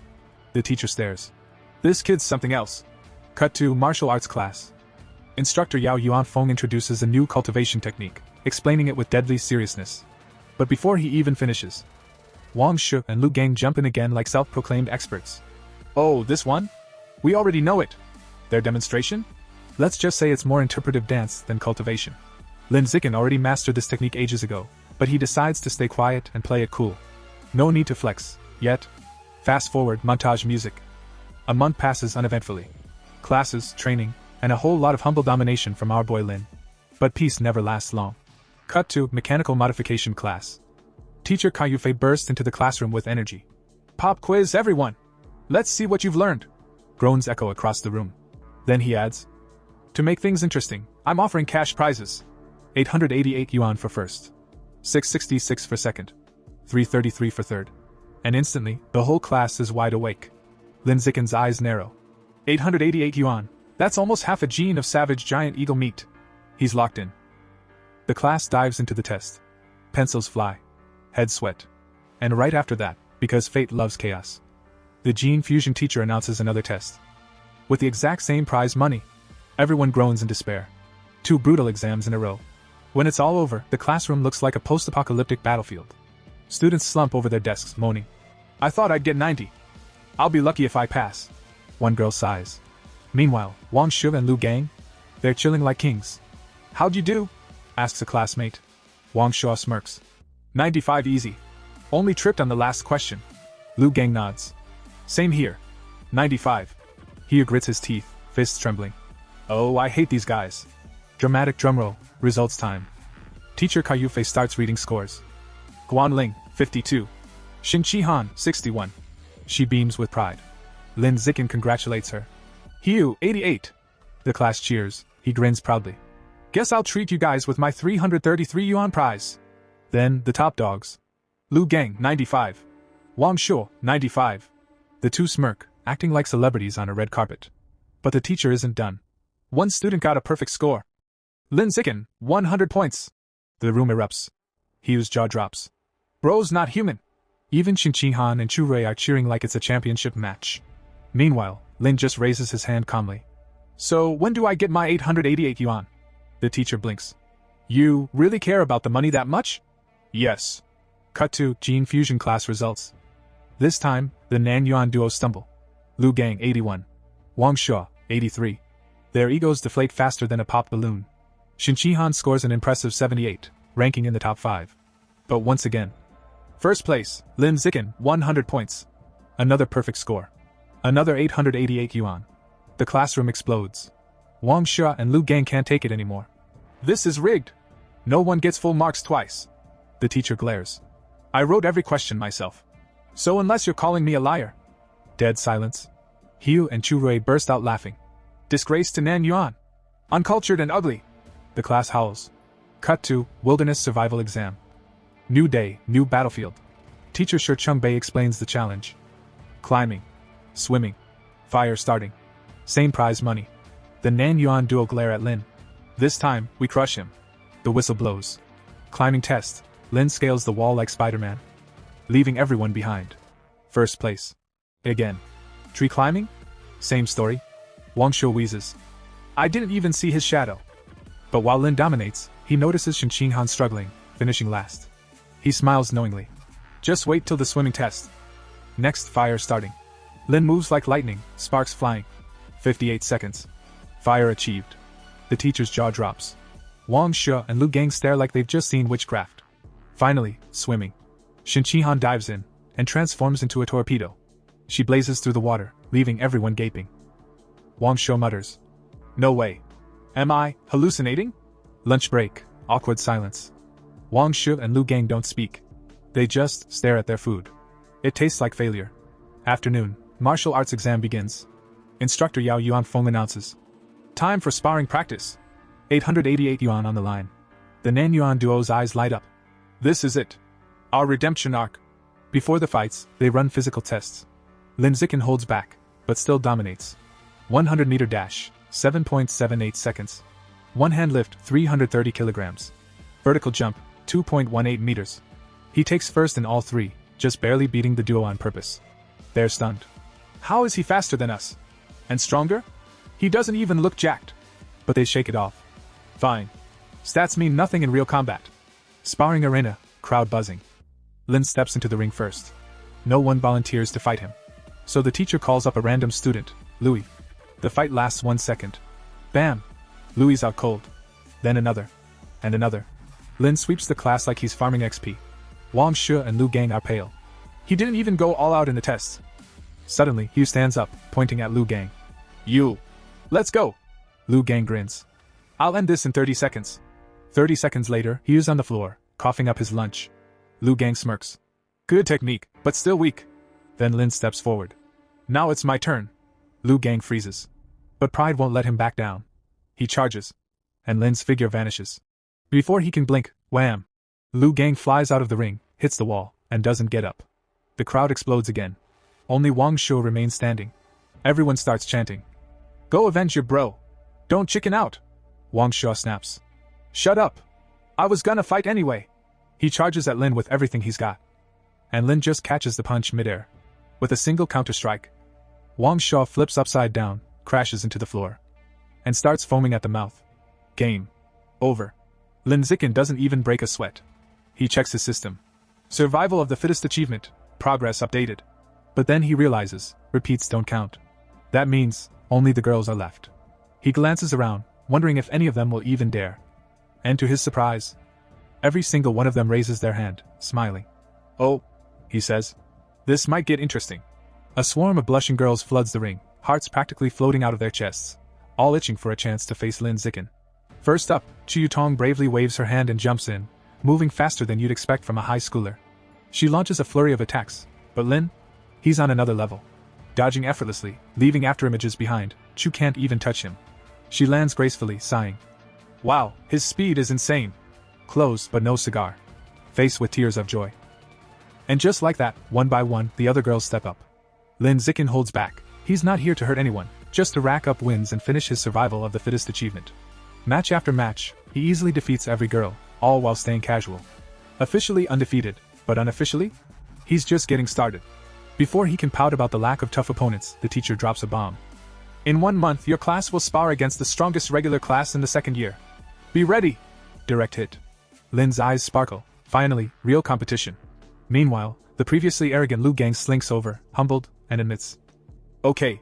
Lin Zikin, you're officially my rival for the next 3 years. Wang Shuyer isn't far behind, grumbling about avenging his humiliation. Lin? He's already counting the cash he's earned from exam prizes, over 3,000 yuan. Beast meat, here he comes. Money with wings. Night falls, and Lin's mind turns practical. He's still short on beast meat. Solution?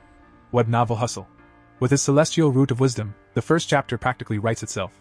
Morning brings a contract from Yuan, Cha-ching. Scroll. Then, horror hits. A news alert, a giant mutant rat, over 5 meters long, attacked a frozen meat facility. One heroic cyborg tried to stop it, got bitten in half. Explosions ensued, rat obliterated. Lin stares at the photo in disbelief. Shanghai has monsters, and he now realizes the city is crawling with potential nightmares. Face screaming in fear. Fast forward to the sparring day against the second-year elite class. Gym packed, excitement high. Teacher Yao Yuanfang calls a strategy huddle. Their class is stronger overall. Finish fights fast. And Lin? He rushes to the ring, eager to crush as many opponents as possible. First opponent, a tall blonde girl. She instantly complains, pointing at Lin. Why me first? I'm the weakest. Chaos ensues as Teacher Yao angrily confronts the opposing teacher. Lin is told to step down. He reluctantly complies. Q Shanning-han, nervously volunteering as the weakest link. The blonde girl swings hard. Shanning-han blocks. Outmatched? Totally. But she survives, strategically, draining the blonde's stamina. 3 minutes in, the blonde is panting, shocked at Shanning-han's defense. A final punch ends the match, Shanning-han defeated, but victorious in spirit. Lin pats her head. You lasted over 3 minutes. Huge progress. Partying face. Next up, a brown-haired girl jumps in, sees an exhausted blonde, charges, and is instantly overpowered by the senior's superior skill. Chu Rui, fueled by determination, steps in next. She lands a single devastating punch, and the crowd goes wild. Shanning-han cheers. That's my girl. Lin casually explains. Chu Rui's victory? Easy. She just benefited from Han draining the stamina first. 2 hours in, the elite class evens the score. Teacher Yao smirks at second-year teacher brother Fun. 4 fighters left. Real showdown begins now. Q Hayu, cracking his knuckles like a cinematic anime protagonist. Dramatic stance, fists thirsty for battle, and then proceeds to obliterate his opponent with a swift kick. Purple-haired senior? Too slow. Hayu dodges, counters, and knocks him out. Crowd goes wild, Chu Rui and Shanning-han cheering louder than ever. Hayu keeps streaking, defeating 5 in a row before fatigue finally hits, defeated by the 6th. Face with steam from nose. Next, Wang Shuyer, the Nanwan duo's hope. He goes all out, demolishing 10 opponents in a flurry. Exhaustion eventually catches him on the 11th. Then Lu Gang, cool and confident, dispatches 2 more opponents in record time. Only one left, Wang Jinhee, a mountain of a student, fat and towering. Lu Gang laughs. I got this. Punches, nothing. Solid rubber belly vibes. Rapid attacks? Absorbed. Lu Gang is gasping, beaten by sheer size and resilience. Wang Jinhee casually lifts him, hurls him out of the ring. Elite class now down to 1 fighter, Lin Zikin. Teacher Yao exhales, unsure, but encourages Lin. Do your best. Experience matters. Lin just smiles. Don't worry, I've got this. Smirking face. The stage is set. The final battle of the day. Gym practically shaking. Stakes sky high. And Lin Zikin? Calm, collected, ready to sweep everyone and continue his achievement grind. Lin Zikin steps into the ring like a calm storm, and Wang Jinhee towers over him, or at least he thinks he does. The massive guy eyeballs Lin and scoffs. This weak-looking kid? My class's final ace? From the sidelines, Sheninghan, Chu Rui, and the girls aren't having it. They start chanting, heckling him with arrogant fatty, and teach the dead pig a lesson. Pig-face collision. Annoyed by the taunts, Wang Jinhee decides to be generous. Like, ridiculously generous. He offers Lin a handicap. I'll just stand here and let you hit me 10 times. Go ahead, don't complain later that I was bullying a smaller opponent. Lin Zikin's eyes light up. 10 free hits? Don't mind if I do. Without hesitation, Lin launches a single, devastating punch straight into Wang Jinhee's massive belly. The force? Astronomical. Wang Jinhee spins like a ragdoll, crashes onto the floor, and is instantly KO'd. Flushed face silence. Then, the elite class erupts into tears, cheers, and celebration. It's chaos. Even Wang Jinhee slowly opens his eyes, muttering in disbelief. This makes no sense, unscientific. Meanwhile, the second-year teacher sidles up to Yao Yuanfang, whispering, That kid is insane. 1 punch and Wang Jinhee goes down. Reminds me of Wyan. Yao laughs. Strong, yes, but Lin Zikin isn't Wyanching level yet. That guy terrorized the principal as a first year. Lin, curious, steps over. Who's Wyan? Cue the legend recap. Yao excitedly explains, Wyanching, a first-year prodigy from a few years back, demolished the entire third-year elite class. Stats? 100-meter dash in 6.12 seconds, 3.96 m vertical jump, and a one-handed 650 kilograms barbell lift. Lin nods, smiles nervously, but internally thinks, Yeah, I had that strength back in 6th grade summer break. No biggie. Smirking face. That night? Victory celebration. Clinking beer mugs, teacher Yao raises a soda. Lin Zikin secured our win. Guess who's footing the bill for everyone? Yep, the second-year teacher. The class erupts into cheers. Lin's now surrounded by classmates like Haiyu and Chu Rui, all clamoring for his training secrets and WeChat info. Lin just blinks. Too much attention too fast. Meanwhile, Sheninghan quietly loads food onto his plate. Old habits die hard. Then, suddenly, she panics mid-celebration. Bathroom, need to go! And rushes off. Lin just smiles internally, thinking, Some things never change. Cut to the restroom gossip session. 2 girls spill tea. She fawns over him like a maid. Drinks shrimp, so lame. The other adds, How did she even get into the elite class? Clearly riding his coattails. Overhearing this, Sheninghan's heart sinks, but she doesn't sulk. Oh no. She storms up, hands on hips, and declares, I am not a sycophant. I am his childhood friend. Deal with it. Flex biceps. Later, walking home, Lin notices she's still upset. She confides softly, Mom said I'd grow out of it, but I still have to wear diapers to bed. I feel disabled. Lin kneels slightly, placing his hands on her shoulders. You're not disabled. This? It's a superpower. You just haven't unlocked it yet. Sheninghan's eyes widen. A superpower? Really? Lin nods. Your talent in water? That's your power manifesting. And me? Yeah, same deal. We're both special. She gasps. What kind of power do I have? Lin smirks. One very strong one. You'll see. But reality bites. Outside, chaos unfolds. A special team in hazmat-like gear coordinates near a building. An officer with a megaphone yells for the public to stay back. Rats are being exterminated. Inside, a man in an apron is wildly swinging a broom at a horde of huge rats, screaming at the officers. Stop! Don't kill my brothers! He charges them, full-on fury mode. Sheninghan whispers, horrified. Has he lost it? Lin shrugs, grim. Maybe, but some people are just like that. Pathetic yet tragic. They agree it's time to head home, because sometimes, reality is just too wild to watch. Later that night, Lin Zikin is chilling at home with his parents, only to have the evening vibes completely ruined by the news. The anchor reports that a young female teacher went missing last week, and she's still MIA. Cue Mom, Jiang Wangxin, freaking out. That's the 4th one this month. Dad ever the pedant corrects her. 5th. Definitely 5th. The broadcast flashes photos of young, attractive women and warns everyone not to wander alone at night. Mom looks at Lin Zicken dead serious. You better not let Shanning Han go anywhere by herself. Lin just smirks and promises to keep her safe. Meanwhile, over at the Shanghai Public Security Office, the dude from the market, remember the one freaking out over rats, has been arrested. The cops are chatting with the doctor, wondering if he's mentally ill. The doctor shrugs. Not sure, he won't talk. Which is weird because earlier at the market he was screaming like he was auditioning for a horror movie. Suddenly, both the officer and the doctor do a double take. The man starts mutating. His body twists, grows, and warps, and boom! In front of their eyes, he becomes a giant, terrifying, aberrant rat. Cue the horror music. Rat face screaming in fear. The officer screams into his radio like it's the end of the world. Send the cyborgs. Now! They open fire, but bullets barely tickle the beast. To make matters worse, the female officer reports. All cyborgs are on other missions. Director grimly adds. Back up? 10 minutes away, and our ammo won't last that long. Plan B, lure it to the suburbs. The cops hop into a van, speeding through the city streets while the rat beast leaps between buildings like it's playing parkour. The van flips, crashes, chaos ensues, and the female officer hangs upside down, thinking, well, that went poorly. Just when it looks hopeless, enter the purple-haired cyborg. She hovers, locks on, and rains down purple missiles like it's an anime finale. The monster? Toast. Fire. Fast forward to 3 a.m., and Lin Zichen is not training. He's writing.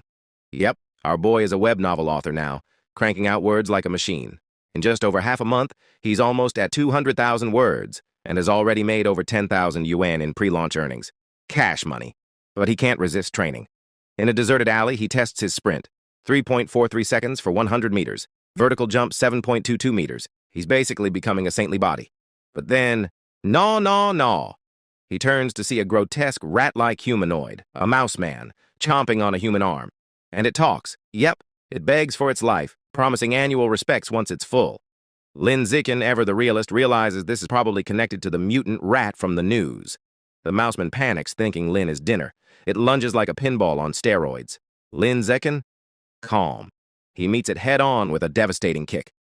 The mouseman flies across the alley, clutching its chest, stunned at how a weak-looking student could pack such a punch. Before it can recover, Lin grabs rocks like he's in an action movie and unleashes a frenzy of precise throws. The mouseman doesn't stand a chance. Moments later, the alley is quiet. The creature, obliterated into a steaming pile of bones. Lin touches the remains, and blue energy surges into him. System notification, plus 7% progress toward his codec achievement. Not bad, but he's still a bit salty. It wasn't 5% like last time. Moments later, the purple-haired cyborg arrives, hovering over the bone pile, muttering, "Who the heck killed this thing?" Meanwhile, in a shadowy building, things get seriously creepy. A hooded cultist drags an unconscious woman to a glowing red summoning circle. He's about to offer her to the Lord Rat God, who is apparently very hungry and not impressed with tiny human portions. The cultist tries to explain, but the rat god isn't having it. It demands bigger prey, or even young men if women are scarce. Then, a bloody chunk of meat lands in front of the cultist. He gobbles it like it's fine dining, muttering thanks to the Lord Rat God. Suddenly, massive red tentacles shoot out, lift the girl into the air, and the multi-eyed rat god eats her whole. Crunch, chew, gulp. The cultist probably wishes he had a backup plan. And just to rub salt in the wound, the rat god complains, "Don't feed me ordinary people next time. Nobles only. I want tender meat." To help Xining Han boost her martial arts grades, Lin Zichen takes on the role of personal coach extraordinaire, hosting special training sessions at her house. In one particularly intense session, he corrects her stance, adjusts her shoulders, and fine-tunes every arm movement like a martial arts perfectionist. Balance, power, precision, he instructs with the seriousness of a sensei, and just enough smirk to remind her he's awesome. Once her posture is perfected, he tells her to hit him with everything she's got. She lunges with determination, throwing a punch full of intent. Lin Zichen casually catches her fist, grinning, "Nice angle! Much more power!" He even grabs her follow-up kick, points out a flaw, and physically nudges her leg into the correct position. Xining Han collapses onto the floor, sweaty and panting, but she beams. "I can actually feel my strength improving." Still kneeling, she looks up at him with determination. 3 times a week isn't enough. Can we train every day?" Lin Zichen chuckles and shakes his head. "Daily high-intensity training would fry your body. 3 times a week is plenty." Xining Han sighs, but wisely decides to stick to the plan. For now. Just then, Lin Zichen's phone buzzes. Curious, Shening-han leans in. He scrolls through two headlines. 1. Guian Corporation to provide free treatment for former mechanical prodigy girls disabled by early modifications. 2. Beijing University prodigy fuses with thousand-threaded spider beast gene, youngest person ever to achieve dual gene fusion. Lin Zichen's jaw drops at the second one. This is the genius from the capital he's been competing with for years. Most people can't handle gene fusion until adulthood. The backlash is brutal. But this prodigy pulled it off at just 18. Lin Zichen leans back, impressed, and slightly envious. So yes, gene fusion can make you ridiculously OP. Meanwhile, at home, Lin Zichen's other life is booming. His web novel is a hit. Comments call him a tentacle monster for posting 50,000 words in a day.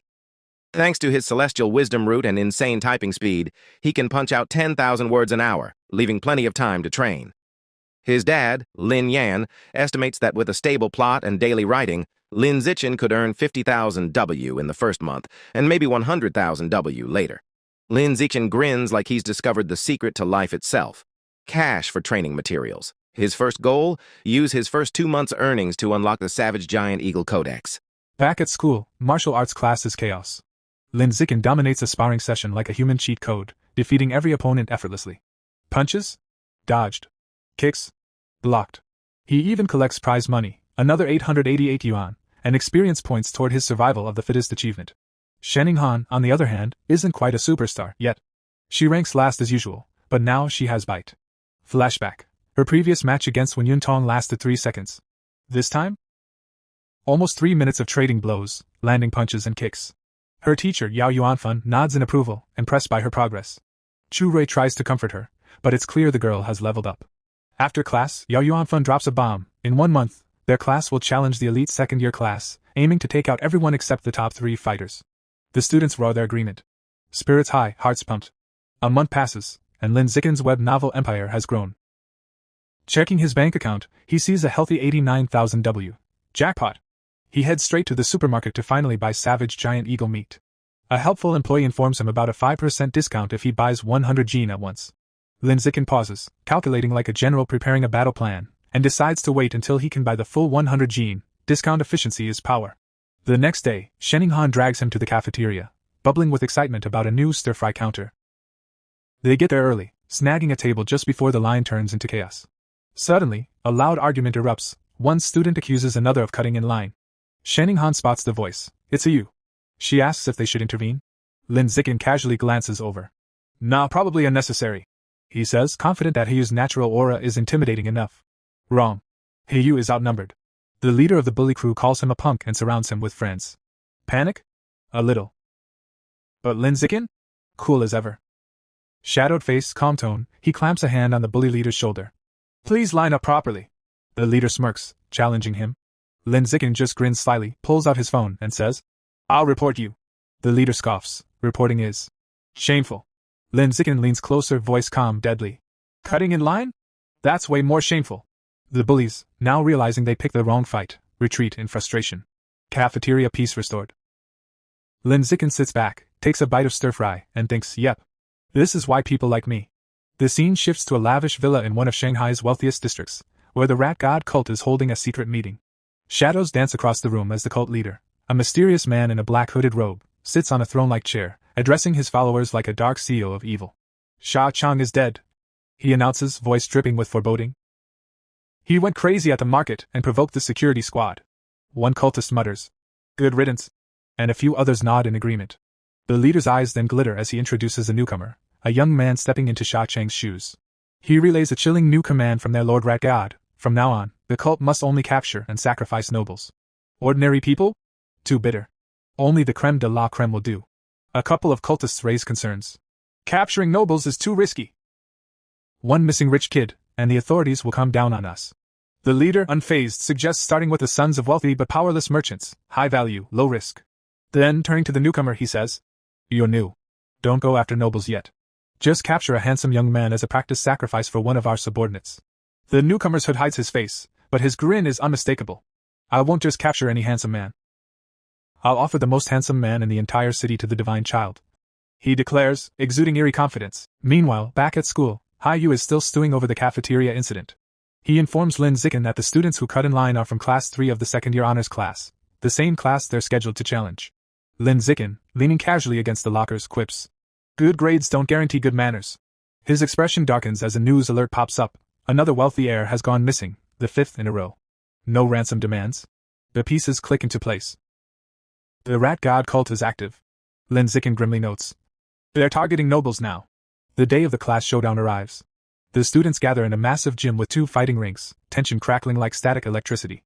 The cafeteria bullies glare at Hayu, and he gives them a defiant gesture back. The rings roar to life as the sparring matches begin. Shanning Han steps up first. Her opponent, a senior from the honors class, launches a fierce kick. Shanning Han blocks it and promptly gets crushed by the sheer force. Down she goes. The seniors continue to steamroll the first years. Chu Rui and others are swiftly defeated without landing a single hit. Victory for the first years finally comes when a muscular, short-haired girl lands a powerful kick on a senior, but it's short-lived. A red-haired senior storms the ring, a whirlwind of destruction, knocking out 9 first years in under 10 minutes, including 3 boys. The first-year survivors are now down to 4. Lin Zicken, Wang Shuo, Lu Gang, and Hayu. The second-year class has only lost 5 students, all girls. Their teacher Yao Yuanfang clenches his fists, realizing the gap in strength is frightening. "Hayu, your turn," Yao Yuanfang instructs. He's tasked with taking on the remaining 6 female seniors. Motivated, and admittedly distracted by the thought of fighting attractive seniors, Hayu confidently agrees. True to his word, he defeats all 6 girls with surprising ease. Then it's the boys' turn. A senior from the honors class storms into the ring, stomping menacingly. "Ready to die?" he growls. Hayu smirks. This is the bully from the cafeteria. Revenge time. Wrong move. The bully is fast, blistering speed, and lands a punishing punch to Hayu's stomach. Down he goes, knees hitting the mat. He tries to retaliate, but a swift kick sends him flying out of the ring. Humiliated and sore, he curses himself for underestimating the opponent. Now it's Lin Zicken's moment. The bully, smirking, challenges him. "Wanna try your luck?" Lin Zicken's eyes glint. Gracefully stepping into the ring, he thinks, finally, someone worth my attention. The crowd erupts. Cheering classmates chant, "Brother Chin, crush him! Avenge Hayu!" The match begins. The bully launches a high kick. Lin Zicken doesn't flinch.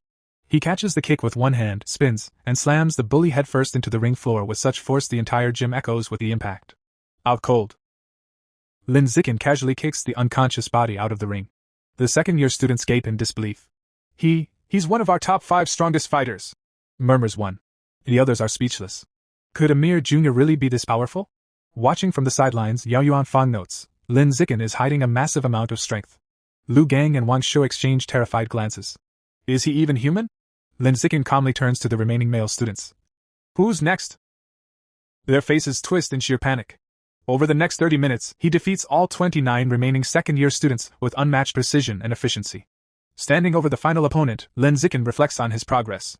A system notification pops up. Opponents eliminated, 19/1000.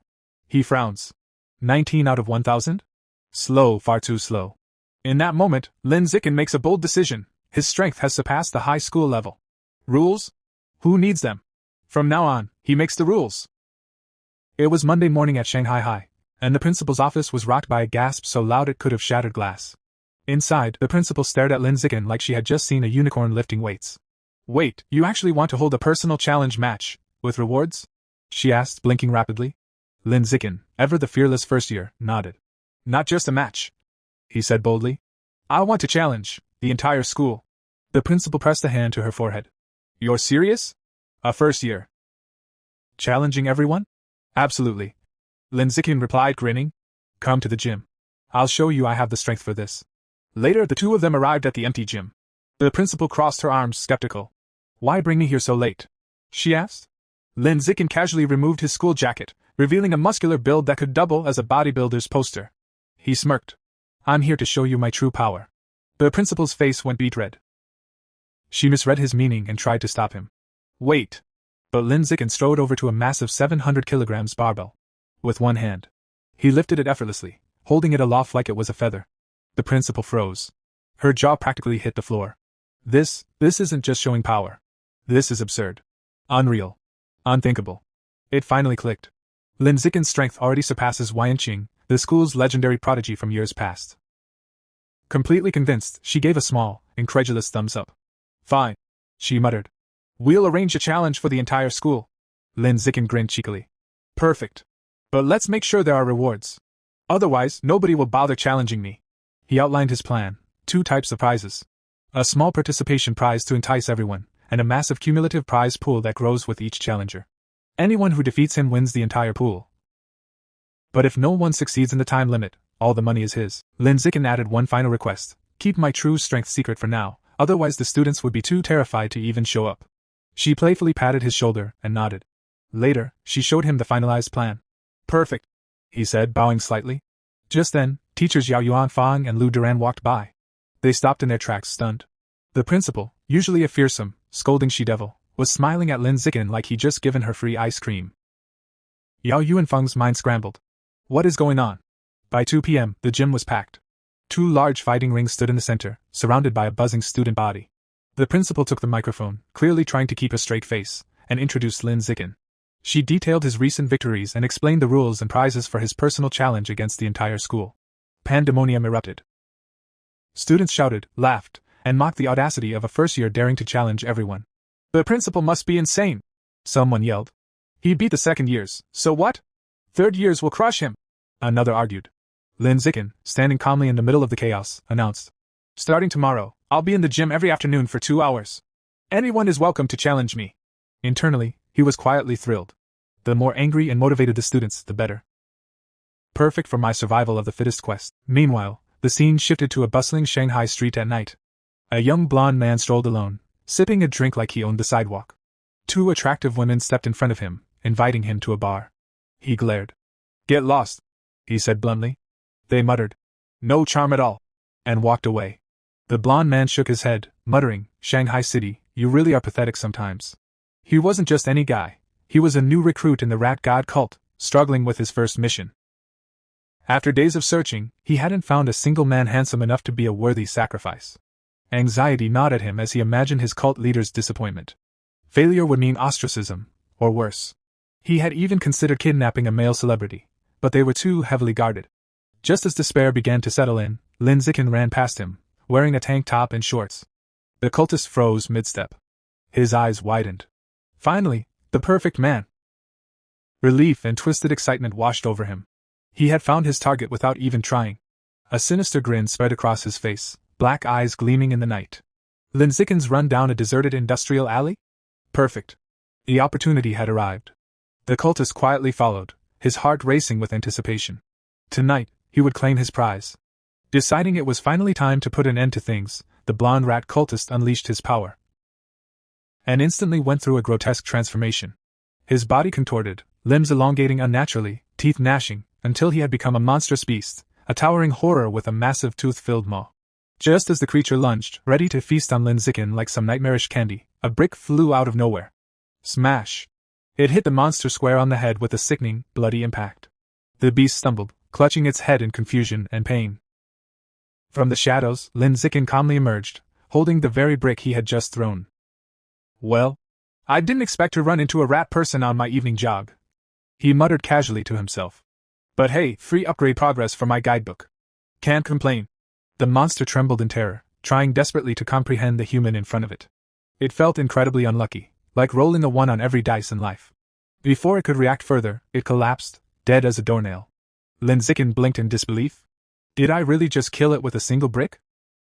He crouched beside the corpse, preparing to absorb its life essence before any nosy humans wandered by. A system notification pinged. Trace of giant mutant rat life essence devoured. Guidebook progress 8%. He frowned. Only a 1% increase?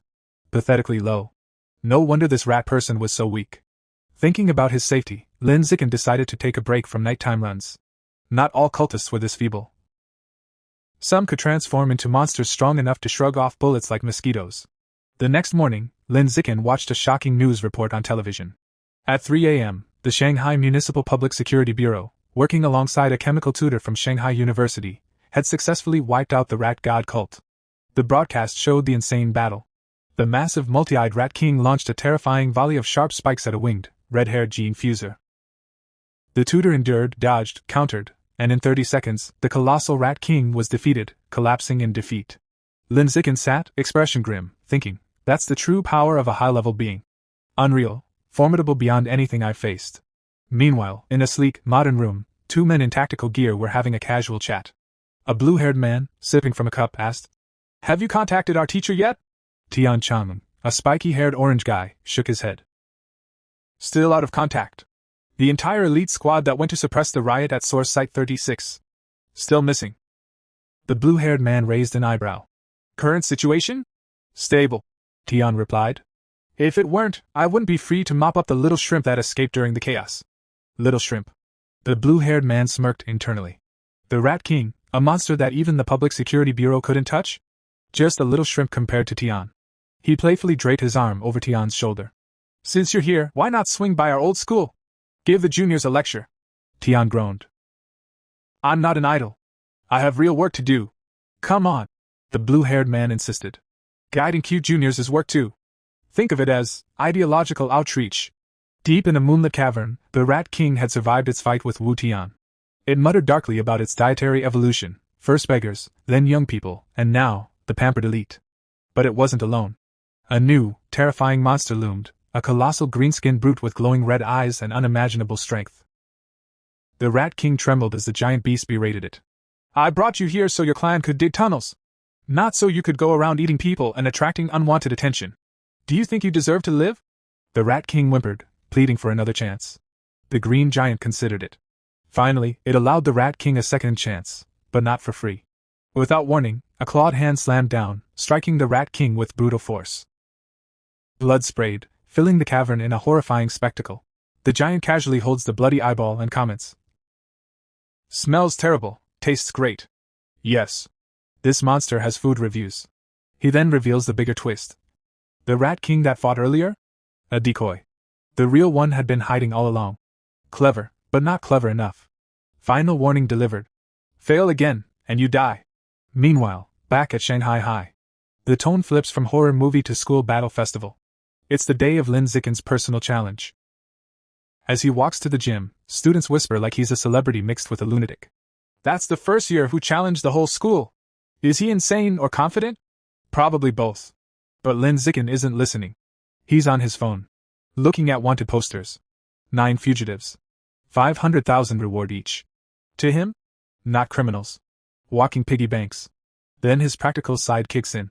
Stay alive first. Money later. Smart protagonist energy activated. He enters the gym. Packed. Overflowing. Absolute chaos. And then the secret weapon of motivation appears. Shin Xinghan with a megaphone. "Every participant gets a lottery ticket." The boys cheer. "Game consoles. Smartphones. Dreams." One brave boy steps forward, only to be used as a stepping stone by a girl who literally jumps on his head to volunteer first. And suddenly, female student stampede. The ring floods with girls. But instead of fighting, they start admiring. "Your arms are so strong. Your face is so handsome. Is this a challenge or a fan meeting?" Lin Zicken's internal monologue. This was not in the plan. Reluctant but determined, he gently pushes them back. One by one. Then all at once. Energy wave. Ring cleared. Apologies included. System notification. Survival of the fittest, 309/1000. Progress achieved through accidental popularity. Next wave, the boys. A muscular student steps forward, cracking his knuckles like thunder. "Now it's my turn." One punch later. He's asleep. Opponent after opponent falls like dominoes in a windstorm. System climbs to 419/1000. Soon Lin Zicken stands atop a literal mountain of unconscious students. Calmly asks, "Who's next?" The crowd parts. A new challenger enters. Yan Xiaoan, second-year overlord. Whispers spread. "He once defeated a whole class alone. He's legendary. He got humbled by a teacher once, but still legendary." Yan lands dramatically and begins a motivational speech. "There is always someone stronger." Lin Zicken turns to the referee. "Can we start?" Match begins. Yan continues talking. Kick. He flies across the ring like a human comet and embeds into the wall. Lin casually cleans his ear. Finally, silence. The gym falls into stunned quiet. Reality.exe has stopped responding. Then, clap. Clap. Clap. Slow. Deliberate. Heavy footsteps approach. A muscular student with spiky red hair walks through the crowd. No shouting. No bragging. Just presence. And everyone instantly knows. The real fight is about to begin. The crowd freezes for half a second, and then erupts. They've recognized him. Chen Wuking, the undisputed #1 student in the entire school. Cheers explode across the gym like fireworks. Everyone instantly assumes. All right. Now the real show begins. Across the ring, Lin Zikin watches him approach and casually thinks. Ah, classic. Beat the younger ones, and the elder boss shows up. Chen Wuking lands inside the ring with a confident smirk, arms crossed. I never expected Yen Xiaoquan to lose to a junior. He prepares to launch into what is clearly going to be a long motivational speech. But Lin Zikin turns to the referee and calmly asks, Can we start? Chen hasn't even finished inhaling. The teacher, slightly panicked, starts the match anyway. Instant disrespect. Maximum efficiency. Enraged, Chen Wuking charges forward, blue aura blazing around him like a superpowered comet. It seems I'll have to beat you before you listen. Lin Zikin steps forward, his own fist glowing with a golden aura. Boom! Their punches collide. A shockwave blasts across the arena. Dust rises. Hair flutters. Several students almost reconsider their life choices. Chen tries to speak, almost apologetic. But Lin Zikin simply says, I'm in a hurry. One punch. Chen Wuking flies backward. Shirt torn. Eyes wide. Face frozen in pure disbelief. The strongest student in the school. Instantly defeated. The entire gym goes silent. Not quiet. Silent. The kind of silence where even thoughts echo. With every top fighter down, Lin Zikin turns to the stunned crowd. Points at a random student. You. Get in the ring. The boy looks behind him. Me? Yes. You. The student nervously asks him to go easy. Lin Zikin smiles and reminds him. You'll get a lottery ticket. Motivation level, maximum. The boy charges in. One punch later, sleep mode activated. System notification. Survival of the fittest +1. And just like that, the entire student body realizes something important. There is no shame in losing, if prizes are involved. A tidal wave of enthusiasm sweeps the gym. Students rush the ring for smartphones, consoles, and pure gambling hope. What follows is less a tournament, and more a systematic harvest of victories. Left. Right. Down. Next. Each opponent falls in seconds. Each defeat ticks the counter higher. Until finally. System notification. Achievement complete. Survival of the fittest acquired. 1,000 opponents. Quest complete. Lin Zikin clenches his fist. Victory. Satisfaction. Mild exhaustion. The grind, finally paid off. Reward description. Biological attribute. Survival of the fittest. Increases damage against living beings. He strokes his chin. Practical, but why won't it tell me the exact percentage? Classic system vagueness. Challenge over. He jumps down from the ring. The girls complain it ended too fast. The boys are still recovering their consciousness. Without wasting time, he grabs Shinqing Han's hand and exits the gym like a victorious protagonist leaving a battlefield. Later, the principal's office echoes with laughter. She congratulates him on officially becoming the school's #1 fighter. Leaning closer, she teases. You defeated Chen Wuking instantly. You're definitely hiding your real strength. Lin Zikin sips his drink calmly. Only a little. She doesn't believe him for a second. She brings up Chen's Kyoto University entrance exam. 690 kilograms one-handed barbell lift. Her estimate? You must be at least 800 kilograms. Internally, Lin nearly coughs. If only you knew. Out loud he says. 795 kilograms. The principal beams triumphantly, convinced she cracked the code. Then Lin raises his hand with pure sincerity. So, when do I receive the 8,810 yuan prize money? The principal bursts out laughing. Little rascal. Funds transferred instantly. But he's not done. He makes a small request. He and Shinqing Han enjoy swimming. So could they have exclusive access to the school pool? Closed to everyone else during their sessions. The principal agrees surprisingly fast. Then he adds another detail. He'll be covering the security cameras because he doesn't like being watched in swim trunks. Shinqing Han instantly turns red. The principal's imagination goes absolutely wild. She slides a key across the desk with a knowing smile.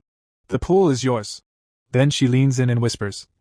Just don't create a new life in there. Lin Zikin blinks. What does that even mean? As they walk down the school hallway, Lin Zikin glances at the key in his hand, the key to the private swimming pool. A thought crosses his mind. With exclusive access, I can finally understand the true nature of Shinqing Han's abilities. Before he can go deeper into his thoughts, Shinqing Han suddenly stops him. She hesitates for a moment, clearly nervous. I have a favor to ask. She explains that she signed up for a singing competition. While she has practiced her solo parts, she still needs someone to help her rehearse the duet section. Looking slightly embarrassed, she softly asks if he can practice with her that evening. Lin Zikin agrees without hesitation. Her face instantly lights up. She pumps her fist in excitement, and happily skips away down the hallway. Lin Zikin watches her leave, a faint smile forming. He knows how much this competition means to her, and silently hopes it helps her gain confidence. Later that night, inside Shinqing Han's apartment, the two sit in her room practicing. She sings into a microphone with focus and emotion, while Lin Zikin listens, playing the duet parts from his phone and occasionally guiding her timing. Meanwhile, in the living room, her parents are listening. Her father frowns slightly. Is it really appropriate for them to be alone in a room together at this age? Her mother immediately shuts him down. They're childhood friends. What exactly are you worried about? She shoots him a sharp look. Don't meddle. The man instantly retreats into silence. Back in the room, Lin Zikin overhears enough to get the message. He stands up calmly. We've been practicing for half an hour. Time to focus on studying. As he prepares to leave, he reminds her. Don't forget, tomorrow we're going to the pool. Bring your swimsuit. She nods happily. They say their goodbyes and he heads home. Alone in her room, Shinqing Han's thoughts begin to spiral. Tomorrow, the pool, just the two of us. Her face turns bright red. She nervously opens her closet and pulls out 2 swimsuits, laying them on her bed. A modest blue one-piece. And a bold black bikini. She picks up the bikini, her blush deepening. Isn't this too revealing? Her imagination runs wild. A playful scene of splashing water, laughter, being close to him. She freezes. Then shakes her head. It's just him. It should be fine. With sudden determination, she stuffs the bikini into her school bag. The next day after school, the gym's swimming pool is completely empty. Lin Zikin is already there, standing by the pool in his swim trunks. His toned physique is impossible to ignore. He glances at the security camera above, remembering his promise. I'll deal with that later. Just then. Lin Zikin! He turns. Shinqing Han stands at the entrance, wearing the black bikini. She walks toward him with a soft smile and a shy blush, apologizing for making him wait. On the outside, Lin Zikin remains perfectly calm. Slow down. Be careful. On the inside, she looks way too cute. He quickly regains composure. Let's begin. The two step into the water. They swim side by side, moving smoothly through the pool. Underwater, Lin Zikin takes her hand, guiding her movements. Then suddenly, her eyes widen. Something feels wrong. She quickly signals him, pointing upward in urgency. Understanding immediately, Lin Zikin grabs her and propels them both to the surface. They break through with a splash. He steadies her, concern in his voice. What happened? Her face is filled with shock, but also excitement. The water, it's passing through my body. To prove it, she lowers her hands beneath the surface. Right before his eyes, the water flows straight through her palms, as if her hands aren't even solid. Lin Zikin's expression sharpens. This isn't normal. This is her ability. He reaches out and gently takes her hand, examining it carefully. Aside from the strange phenomenon, nothing seems physically different. He thinks for a moment, then says seriously, we need to check further. Let's get out of the pool. Shinqing Han freezes, then slowly nods, her face turning red once again. Shortly after, Shinqing Han is lying on a poolside lounger, completely soaked from Lin Zikin's tests. As he pours water over her again, she pouts slightly and asks how much longer this examination is going to take. After checking multiple times, Lin Zikin finally straightens up and concludes there are no other abnormalities. Helping her sit up, he calmly explains that for now, it seems only her hands have this strange ability. She nods, processing it. Sitting at the edge of the pool, Shinqing Han hesitates before asking something personal. Could her lifelong bedwetting problem be related to this power? Maybe another part of her body also lets water pass through. Lin Zikin pauses, then admits it's possible. He tells her that next time she feels the urge, she should pay attention and inform him. Then, realizing how that sounded, he awkwardly adds that she should check if any other part of her body feels like her palms. Immediately, he regrets it. That sounded way too suspicious. But Shinqing Han doesn't take it that way at all. Instead, her face lights up with excitement. She clenches her fists and declares that this means she isn't useless, she's a superpower user. A water-type ability. Her eyes shine with determination as she thinks. If she can fully develop this power, maybe she can finally stand beside Lin Zikin as an equal. That night, the story shifts to a neon-lit city filled with towering buildings and glowing holographic ads. Lin Zikin walks into a supermarket, where a friendly clerk greets him. Without hesitation, he walks to the counter, slides his card forward, and makes a shocking request: 100 gene of savage giant eagle meat. The clerk freezes. That's an absurdly expensive order. Still, she nervously processes the payment and takes down the delivery address. As Lin Zikin leaves, she watches him in disbelief, wondering which rich young master just casually spent that much money. Later, in a deserted industrial area, the delivery arrives. Lin Zikin looks at the massive box and reflects on his finances. With 120,000 yuan earned from his web novel, his total funds now stand at 210,000. More than enough. He places his hand on the beast meat. Instantly, a violent surge of white energy erupts around him. A system notification appears. He is devouring the savage giant eagle's life source. The codex progress hits 100%. Then comes the vision. A majestic white eagle soaring across the sky, diving into the ocean, hunting a massive purple squid with terrifying precision. As the vision fades, Lin Zikin stands surrounded by glowing blue light. Another notification appears. He has unlocked the savage giant eagle codex. New ability acquired, Eye of the Sky. His vision sharpens instantly. His eyes glow gold, pupils transforming into eagle-like patterns. The world changes. His field of view expands dramatically, giving him a near bird's-eye perspective of the entire city. He zooms in effortlessly, locking onto a single person in a crowd, even reading text on a phone from an impossible distance. Lin Zikin smirks. So this is the vision of an apex predator. Later, he returns home. Inside, his parents are watching a disturbing news report. A high-level gene fuser has mutated in public, causing massive destruction. The footage shows a horrifying winged monster lifting a truck, surrounded by chaos and casualties. The broadcast cuts to a heated debate. One man argues that gene fusion is flawed, that humans should evolve naturally. Another immediately shuts him down, calling it fantasy and pointing out that without gene fusers, humanity wouldn't stand a chance against aberrant beasts. Lin Zikin watches silently. His father sighs, calling gene fusers uncontrollable bombs. His mother disagrees, explaining that regulations are strict and such incidents are rare. But she adds something more concerning: gene fusers often lose the ability to have children. His father nods seriously, suggesting it's better to have children before undergoing fusion. Then suddenly, they realize Lin Zikin is standing there. Awkward silence.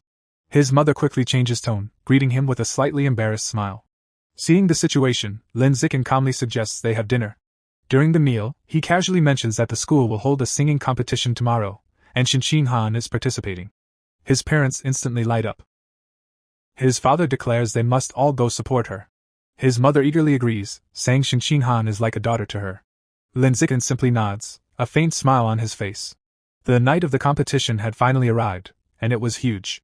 Bright lights flooded the stage, the crowd buzzed with excitement, and the entire venue felt electric. This wasn't just a school event anymore, it was a full-blown spectacle. And in the audience? Lin Yangxing and Zhang Wangshan were going all out. Wearing headbands, waving a glowing sign, and cheering like absolute fanboys for Shinqing Han. Faced with tears of joy meanwhile, backstage in an empty classroom, Lin Zikin was helping Shinqing Han get ready. Not just helping, he was casually showing off pro-level makeup skills. When she opened her eyes, she froze, because he was staring at her. Blushing instantly, she asked, "Why are you looking at me like that?" Lin Zikin just smiled and said, "You look beautiful." Boom. Direct hit. Shinqing Han turned completely red. But of course, right when things got soft and romantic, Chu Rui popped in like, "Oh? Are you two done flirting yet?" Smirking face, Shinqing Han panicked and started explaining it wasn't like that, but Chu Rui wasn't buying it. She teased them for acting like an old married couple, then casually reminded them they were up after the next two performers before leaving. Now the mood shifted. Lin Zikin said he'd walk her over, but she didn't move. She sat there trembling. Then suddenly she grabbed his jacket, face red, voice shaking, and blurted out, I lost control again." Her nervous condition had triggered. A stain spread across her dress. And just like that, she broke down crying. "The performance is about to start. I ruined everything, everyone will hate me." But Lin Zikin? Completely calm. He held her face and said, "Stop crying. Your makeup will be ruined. Priorities." Skull. Then his eyes landed on the curtain, and boom, idea. He grabbed scissors, ripped it down, spread it out, and started cutting fast and precisely. Shinqing Han watched in shock as he transformed a random curtain into a beautiful multi-layered white dress. Yeah, this man is built different. He handed it to her and told her to hurry and change. But she blushed and said, "No need, just turn around." Lin Zikin, flushed face full panic mode. Still, he turned around. Behind him, she changed. He couldn't see, but he could hear everything. Bro was fighting for his life. Faced with tears of joy meanwhile, Shinchinhan, now calmer, even stretched a little before putting on the new dress. Finally, she said he could turn around. He did, and froze. She looked stunning. Completely transformed. She smiled and said that after crying, she wasn't nervous anymore. Lin Zikin just smiled and patted her head. Moments later, they stepped onto the stage, and absolutely crushed it. Energy, confidence, perfection. The crowd went wild. Then came the result. The winners are Lin Zikin and Shinchin Han. The audience erupted. They hugged in pure joy. And in the crowd, Lin Zikin's father watched with a proud smile. The next day, though, reality hit. Faced with tears of joy, a teacher walked in, saw the missing curtain, and lost it. Who cut the curtain? Yeah. They were caught instantly. Punishment, cleaning the entire classroom. While mopping, Lin Zikin thought it was fair, but then ding. System notification. Achievement unlocked, cooperated 1,000 times. Reward, gregarious animal attribute, meaning the more allies around him, the stronger he gets. Even punishment turned into profit. Smiling face with sunglasses. Meanwhile, Shinchin Han's life completely changed. After her win, she became popular. Other girls praised her, invited her out, and for the first time, she confidently said yes. Even her martial arts skills improved steadily. And Lin Zikin? He leveled up hard, winning a major martial arts tournament, the first for his school in 5 years. Trophies filled his room, his fame skyrocketed, and he even landed an endorsement deal as the face of the Hay family martial arts gym. Money started pouring in. Between that and his web novel income, he had over 900,000 yuan. Which meant one thing: time to unlock the next codex. He went to a secluded area and picked up a package. Inside? The remains of a hidden dragon, a stealth-type creature. He placed his hand on it, and a powerful blue aura erupted around him. System voice, devouring life source. Codex progress 100%. New ability unlocked, natural camouflage. This skill was insane. He could lower his presence, hide his true strength, or move like a ghost for ambushes. Perfect for deception. Perfect for domination. And after all that? Lin Zikin casually walked through the city. Because even after a massive power-up, he still had something important to do: buy a cake for his mom. Birthday cake. His thoughts were suddenly cut off by a loud shout. Lin Zikin turned, and froze. Not far away, a stunning red-haired woman was being forcefully escorted by 2 guards in full tactical gear. The tension in the air was immediate. Then, unexpectedly, a young man involved in the arrest called out his name in surprise. Lin Zikin looked closer, and recognized him. It was Zhang Kai, a senior from his school. But what really caught his attention were Zhang Kai's legs. Sleek, powerful, completely cybernetic. Zhang Kai explained it casually, like it was nothing. After failing to get into high school, he had become a biker. One accident later, his legs were so badly damaged they had to be amputated. But fate flipped the script. He was selected for a mechanical modification experiment by the Mechanical God Group, and instead of remaining disabled, he became a cyborg. Lin Zikin was intrigued, but his gaze shifted back to the woman. Who is she? He asked. One of the guards answered coldly. She was a remnant of the Rat God cult, the only female among 9 fugitives. Before Lin Zikin could ask more, Zhang Kai was called away. He waved with a grin, saying they talk later, and hurried off. Lin Zikin waved back, but his expression slowly turned serious. Something didn't add up. The public security department had searched everywhere and found nothing. Yet the Mechanical God Group captured one so easily? Yeah, that group was dangerous. Not to be underestimated. His thoughts were interrupted again, this time by his phone. His mother, Jiang Wangxin. She asked if he bought the cake and when he'd be home. He replied he was already on his way. She reminded him to be careful. That night, the atmosphere completely changed. It was a celebration. Since his and Shening Han's birthdays were only a day apart, both families always celebrated together. Laughter filled the room as everyone sang happy birthday. Turning 18, the two stood side by side and blew out the candles together. Their mother smiled warmly and told them to exchange gifts. Everything felt perfect, until suddenly, the ground began to shake violently. The room trembled. People stumbled. Someone shouted, "Is it an earthquake?" Lin Zikin instantly grabbed Shening Han to steady her, but something felt off. This wasn't normal. This wasn't just an earthquake. Something was wrong. Terribly wrong. Deep beneath the city, the truth was revealed. A massive underground cavern, filled with an endless swarm of rats. Countless glowing red eyes flickered in the darkness as the horde surged upward like a living nightmare. The next morning, the news brushed it off. A TV anchor calmly explained that Shanghai wasn't located on a tectonic plate boundary, so a major earthquake was unlikely. Citizens were told not to panic. At breakfast, Lin Zikin finished eating and said he was heading to school. His father reminded him to be careful. Outside, Shenning-han was already waiting. She smiled brightly and asked if they could walk together. Of course, he agreed. As they walked, she happily mentioned that now they were officially adults after turning 18. Lin Zikin added that the college entrance exams were approaching. That immediately made her nervous. Just thinking about it was enough. Time passed, and eventually, Lin Zikin saved enough money to unlock another codex.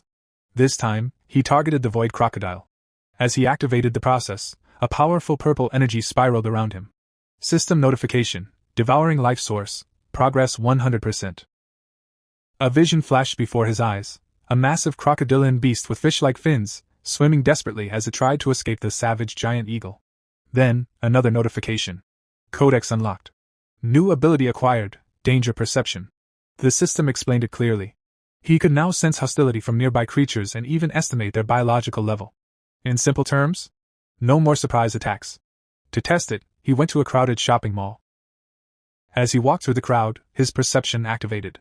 Instantly, he could see everyone's strength. Most people were only ordinary tier 1 or 2, normal civilians. While browsing a supermarket, he started planning his next codex target. That's when he saw it: life and death toad meat. His eyes lit up. If absorbed, it could grant regeneration or healing abilities.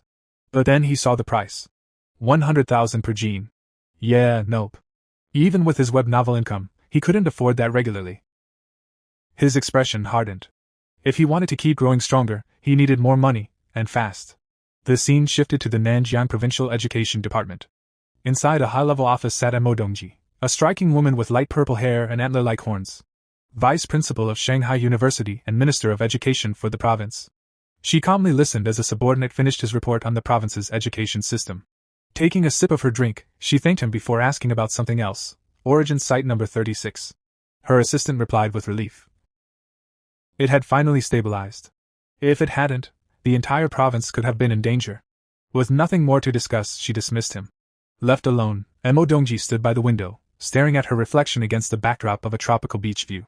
She murmured to herself, it had been many years since she last accepted a disciple. And now, the martial arts college entrance exam was approaching.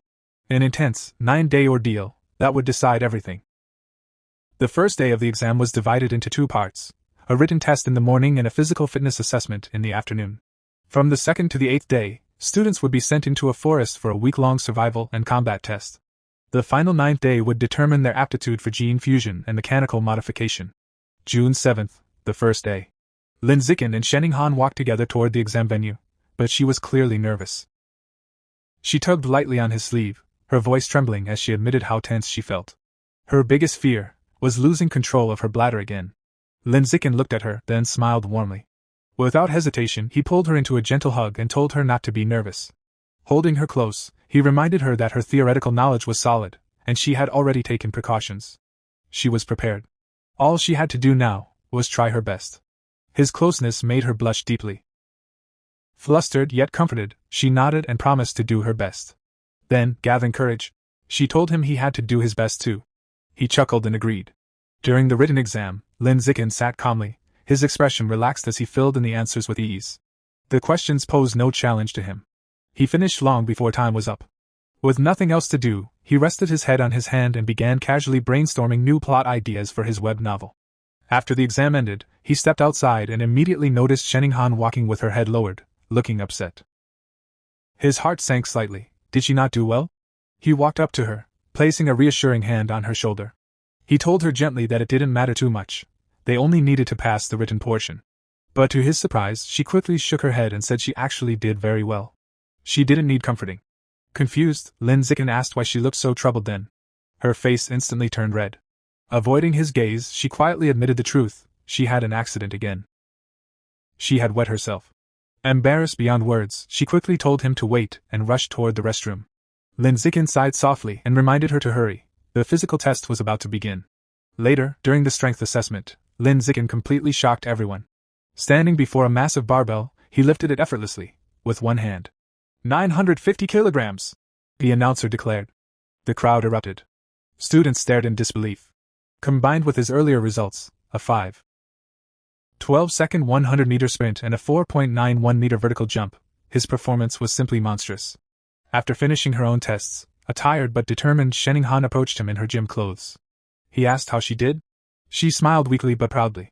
Her results were impressive: a 9.32-second 100-meter dash, a 1.62-meter vertical jump, and a 125-kilogram lift.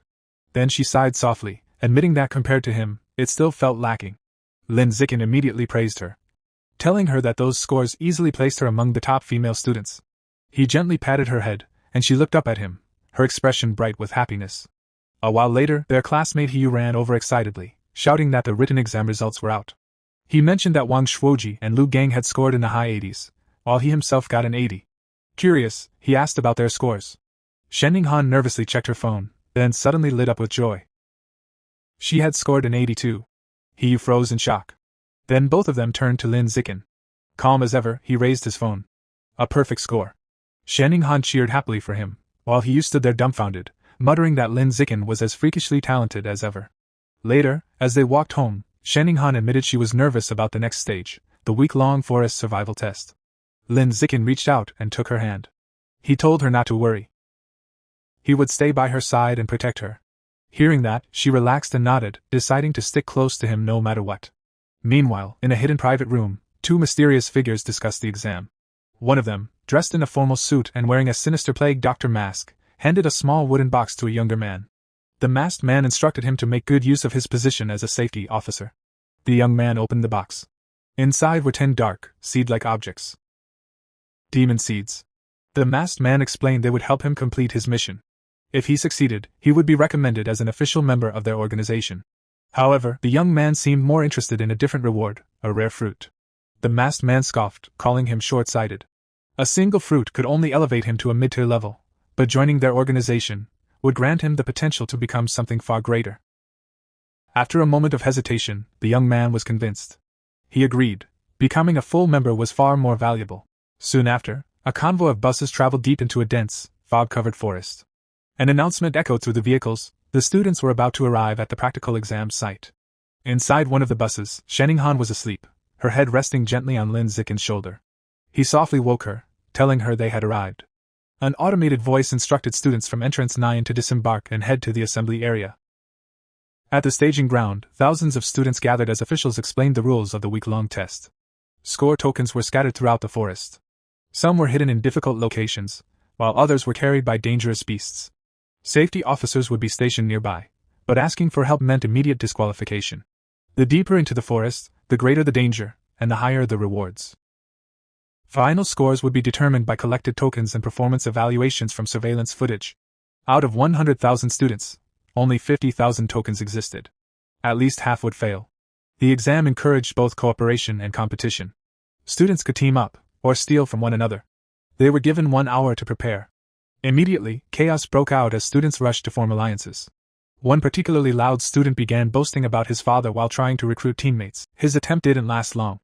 A strict female instructor shut him down instantly, warning everyone against such blatant and disruptive recruiting.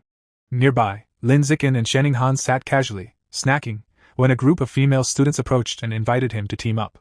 He rejected them without hesitation. Moments later, a young man with brownish red hair walked over and politely asked if he could buy some of their food. Instead of selling it, Lin Zikin casually tossed him a pack of toast as a gift. Surprised and impressed, the young man introduced himself as Hong Junping from a top high school and suggested they form a team. While chewing his snack, Lin Zikin calmly declined. A little disappointed, Hong Junping thanked him for the food and left. Watching him go, Shening Han tilted her head and remarked that he was a bit strange. Lin Zikin gave a faint, knowing smile and explained that the man's real goal had nothing to do with food. It was about the beautiful girl beside him. Realizing she was the target, Shening Han instantly blushed. With their break over, Lin Zikin took her hand, and the two headed into the forest. As they entered the vast wilderness, he chose a cautious approach. To help her adjust, they began searching for score tokens in the safer outer areas. Activating his Eye of the Sky ability, his eyes glowed with golden light as his vision expanded dramatically. Within seconds he spotted a target. He pointed toward a tall tree and told Shening Han there was a token at the top. Without hesitation, she leaped high into the air with incredible agility. Moments later, she landed, holding up a token marked 1, proudly announcing her success. With his enhanced vision, Lin Zikin continued scanning the surroundings, directing her from one hidden token to another. Before long, she had collected several one-point tokens. Overjoyed, she rushed forward and hugged him tightly, praising how amazing he was. Their moment was suddenly interrupted. Hong Junping had returned. Smiling, he held up a large token and claimed he had already gathered 28 points. He said he wanted to repay Lin Zikin, but in truth, he simply wanted an excuse to get closer to Shening Han. He formally proposed teaming up and suggested they split all points equally. Lin Zikin rejected him instantly. He added bluntly that if Hong Junping truly wanted to repay him, he could hand over all his tokens. The outrageous demand shocked him. His expression darkened, and a powerful aura erupted from his body. Enraged, Hong Junping charged forward, shouting that they had chosen the wrong path. Lin Zikin smirked calmly. No, you're the one who chose wrong. The fight ended in an instant. Lin Zikin delivered a single punch to Hong Junping's stomach. The impact was devastating. He doubled over, coughing blood before collapsing. With the battle over, Lin Zikin casually took his score token and walked away with Shening Han, their hands intertwined. Behind them, Hong Junping lay unconscious. Shening Han glanced back, slightly worried, and asked if he would be okay. Lin Zikin reassured her nonchalantly that he hadn't even used real strength. Over the following days, Lin Zikin continued guiding her training. He helped her collect more tokens, pushed her physical limits by making her lift massive boulders, and taught her survival skills like hunting wild boars. But it wasn't all training. They also shared quiet moments, gathering fruit, resting under makeshift shelters, and enjoying each other's company. At night, when she fell asleep on his shoulder, Lin Zikin would look at her with a soft expression, wishing those peaceful moments could last longer. Eventually, they reached the central region of the forest. A wooden sign stood ahead, marked with a warning, "Danger, aberrant beast zone." But strangely, it was silent. Too silent. There were no beasts, only dark, unsettling bloodstains scattered across the ground. Shening Han frowned, noting that they might have arrived too late. As they walked deeper, she sighed in disappointment, saying that if they had come earlier, she might have earned the genius title by defeating aberrant beasts. Lin Zikin gently patted her head and told her the title didn't matter. It was time to head back. In truth, he knew that with surveillance cameras everywhere, hunting beasts wasn't worth the risk. Training her safely was far more important. After the combat phase ended, the students were transported to the next stage, the gene fusion compatibility test.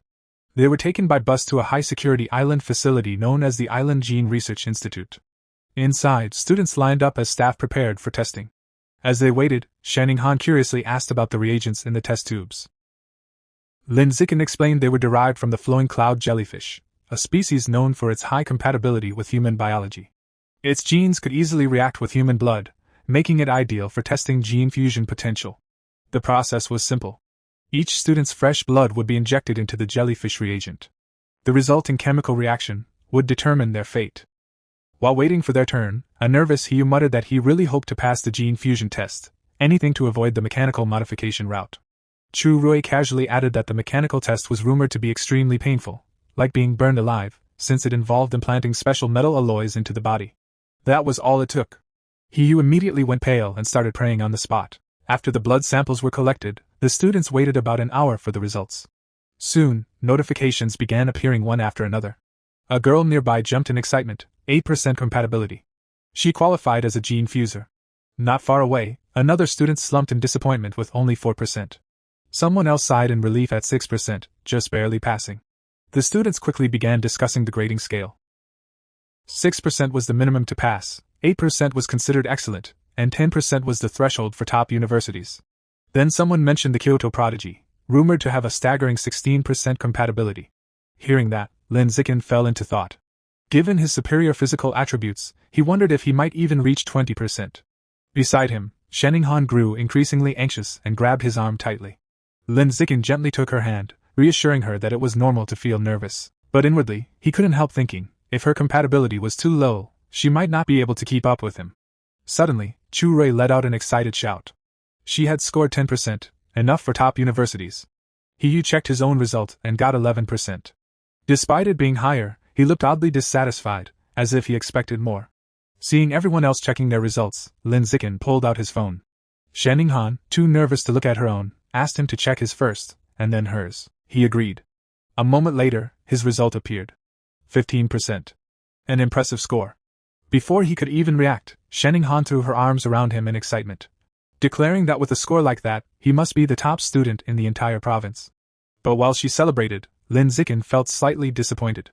15%, it was still lower than the Kyoto prodigy. He quietly concluded that raw physical strength alone didn't determine gene fusion aptitude. Then he turned to Shenning Han and gently told her it was her turn.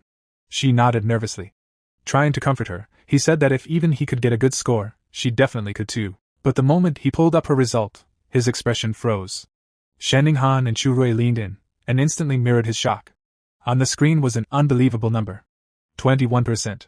The scene shifted to the Nanjiang Provincial Ministry of Education headquarters, where Mo Dongji was in a meeting with several officials, including the principal of Shanghai High. Mo Dongji calmly announced that the gene fusion results were in. First, Lin Zikin's profile appeared. His 15% compatibility made him the provincial top scholar. The officials congratulated the principal, who smiled modestly while secretly feeling extremely proud. Everything seemed settled. Until the next result appeared. Shenning Han. 21%. The entire room erupted in shock. Officials questioned whether such a number was even possible. The principal herself was stunned, recalling Shenning Han as nothing more than Lin Zikin's quiet, ordinary childhood friend. But this result was anything but ordinary.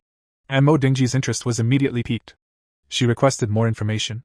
The principal hesitated, nervously suggesting it might be a testing error. And Mo Dongji sighed softly. There was only one way to be sure. She would see for herself. Back at the testing facility, chaos had broken out among the students. Everyone was talking about the 21% result, questioning whether the system had malfunctioned. Even Shenning Han turned to Lin Zikin in disbelief, asking if it could be a mistake. Lin Zikin shook his head calmly. He leaned closer and explained that she had a natural affinity for water. Since the test used a reagent from a water-type beast, the flowing cloud jellyfish, her result actually made perfect sense. Her eyes lit up instantly. That meant she was a natural genius for water-based gene fusion.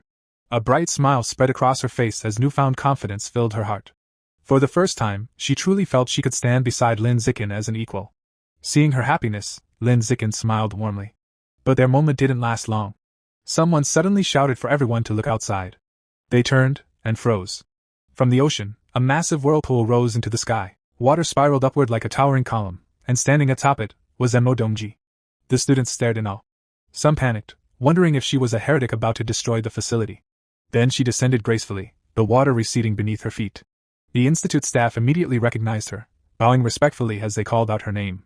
Mo Dongji, vice principal of Shanghai University, a member of a legendary martial arts family said to have tamed dragons and fused with their genes. Ignoring the commotion, she walked straight toward Shenning Han. "Are you the one?" she asked calmly. To confirm the result, she ordered the scientists to draw Shenning Han's blood again, and test it 3 more times.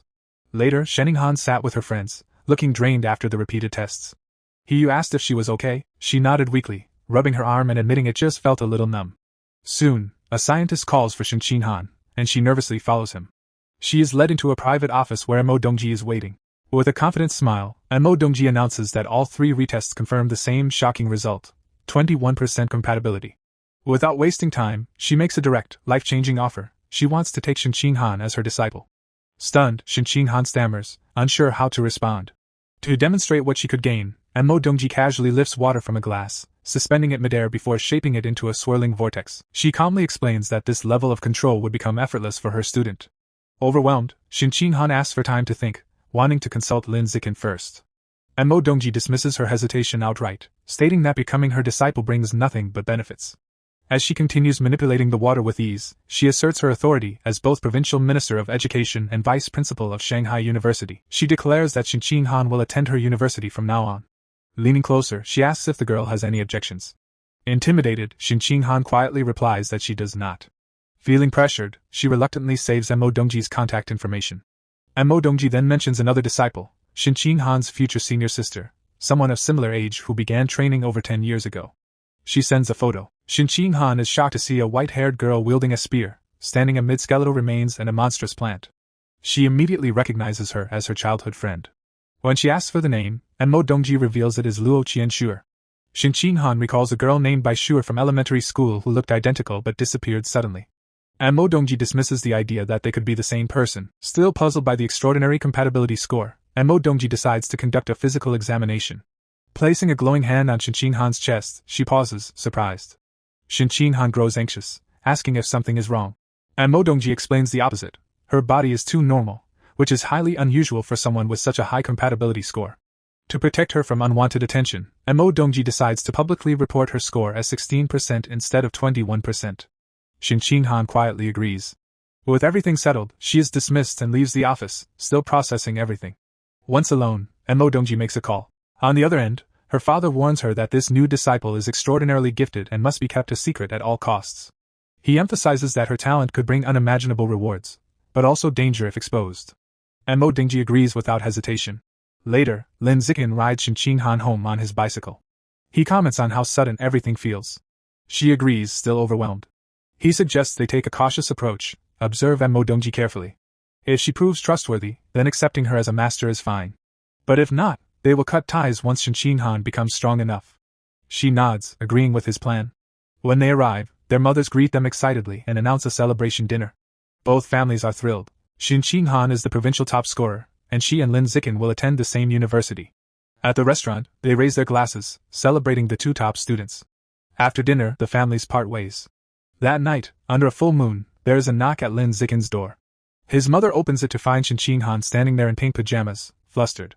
With a teasing smile, she asks if she came to sleep with him again. Embarrassed, Shin Qinghan quickly denies it and insists she has something important to discuss. She rushes into Lin Zikin's room and knocks. When he opens the door, she explains it's about her new master. Sitting on his bed, hugging a pillow, she tells him about the examination. Despite Mo Dongji's immense power, she found nothing unusual about her body. Then she reveals the key detail. Mo Dongji couldn't detect her ability to let water pass through her body at all. Lin Zikin is stunned. He reflects on Mo Dongji's overwhelming strength, her ability to control massive waves, yet even she couldn't uncover this secret. This means Shin Qinghan's true nature is far more mysterious than they imagined. He places a reassuring hand on her shoulder and tells her they must keep this ability hidden for now. Until they fully understand it, revealing it could be dangerous. They can study it later, once they are stronger. Shin Qinghan nods, trusting him completely. She then brings up another topic, recalling that her master mentioned she has a senior sister. Shin Qinghan explains that when she saw the photo, she was shocked by how much the girl resembled her old friend. She shows the image to Lin Zikin. He takes the phone and studies the picture of Luo Qianxue carefully. While he acknowledges the resemblance, he notes that her aura feels completely different from the girl Shin Qinghan remembers. What catches his attention instead is the strange forest in the background. He asks if she knows where the photo was taken. Shin Qinghan shakes her head but decides to ask her master. She sends a message to Mo Dongji, who replies with a single cryptic phrase. Source site. When she asks for more details, Mo Dongji simply responds that she will understand when she becomes stronger. Shin Qinghan relays the response, disappointed she couldn't learn more. Lin Zikin tells her to leave it for now, they can investigate it later. Later, the two lie on his bed, casually scrolling through their phones. After a quiet moment, Shin Qinghan glances at him and suddenly asks if men like women who wear cheongsams. The unexpected question catches him off guard. He immediately thinks of Mo Dongji's elegant style, and wonders if she influenced her. Imagining Shin Qinghan in one, he blushes slightly and admits it depends on the person, but it would suit her. Sensing his reaction, she leans closer and presses him for a clearer answer. Flustered, he finally admits that yes, he likes them. She continues, asking about stockings, black, white, or nude. Completely cornered, he awkwardly answers that he prefers black or white. Satisfied, Shin Qinghan instantly sits up and starts ordering a cheongsam and stockings online, leaving him staring in confusion, wondering what just happened. Their moment is interrupted by a knock. Lin Zikin's mother enters and hands Shin Qinghan a bag, explaining that her mother sent over toiletries and said she should just stay the night. Embarrassed, Shin Qinghan insists she never asked for it, confused why her mother would do that. As she leaves, his mother casually adds that they are adults now, so it's perfectly fine, before closing the door. An awkward silence fills the room. Both of them blush, unsure how to react. Trying to act normal, Shin Qinghan opens the bag and says she'll just change and go to sleep. But as she looks inside, her expression freezes. She pulls out an item and instantly realizes what it is, a box meant for safety. Mortified, her face turns bright red as she wonders what her mother was thinking. Panicking, she blurts out that she's going to change and hurriedly jumps off the bed, only to trip over her own feet and fall face first onto the floor. Lin Zikin sits there, completely stunned, trying to process the chaos. Soon after, both of them receive confirmation. They've been accepted into the Evolution Academy of Shanghai University. The next day, Lin Zikin rides his bicycle through the city with Shin Qinghan sitting behind him, arms wrapped around his waist. They are on their way to a promotional event for the He family's martial arts gym. As they move through the busy streets, Lin Zikin suddenly notices a group blocking their path. A man dressed in black and gold robes stands at the front, accompanied by several men in white martial arts uniforms. He calls out, asking if he is Lin Zikin. Stopping the bike, Lin Zikin asks who they are. The man introduces himself as Lu Chuan-Wu, Dean of Shanghai University's Budo Academy, but clarifies he is here representing an organization called Tianrenhui. This group opposes gene fusion and mechanical modification, believing in strengthening the human body through traditional martial arts alone. Lin Zikin recalls hearing about them but internally dismisses their ideology as outdated. Lu Chuan-Wu formally invites him to join their organization. Uninterested, Lin Zikin simply tells them to move aside. As he tries to pass, Lu Chuan-Wu places a hand on his shoulder, stopping him and insisting on a conversation. He even offers him a new phone as a gesture of goodwill, but the persistence only makes Lin Zikin more uncomfortable. Later, the three sit in a cafe. Lu Chuan-Wu explains that Tianrenhui is researching ways to unlock the hidden potential of pure humans without relying on external modifications. He passionately claims they aim to break biological limits and evolve into higher forms, rare, advanced, even legendary beings. To prove his point, he takes out his phone and shows them a video, confident that what they are about to see will change everything.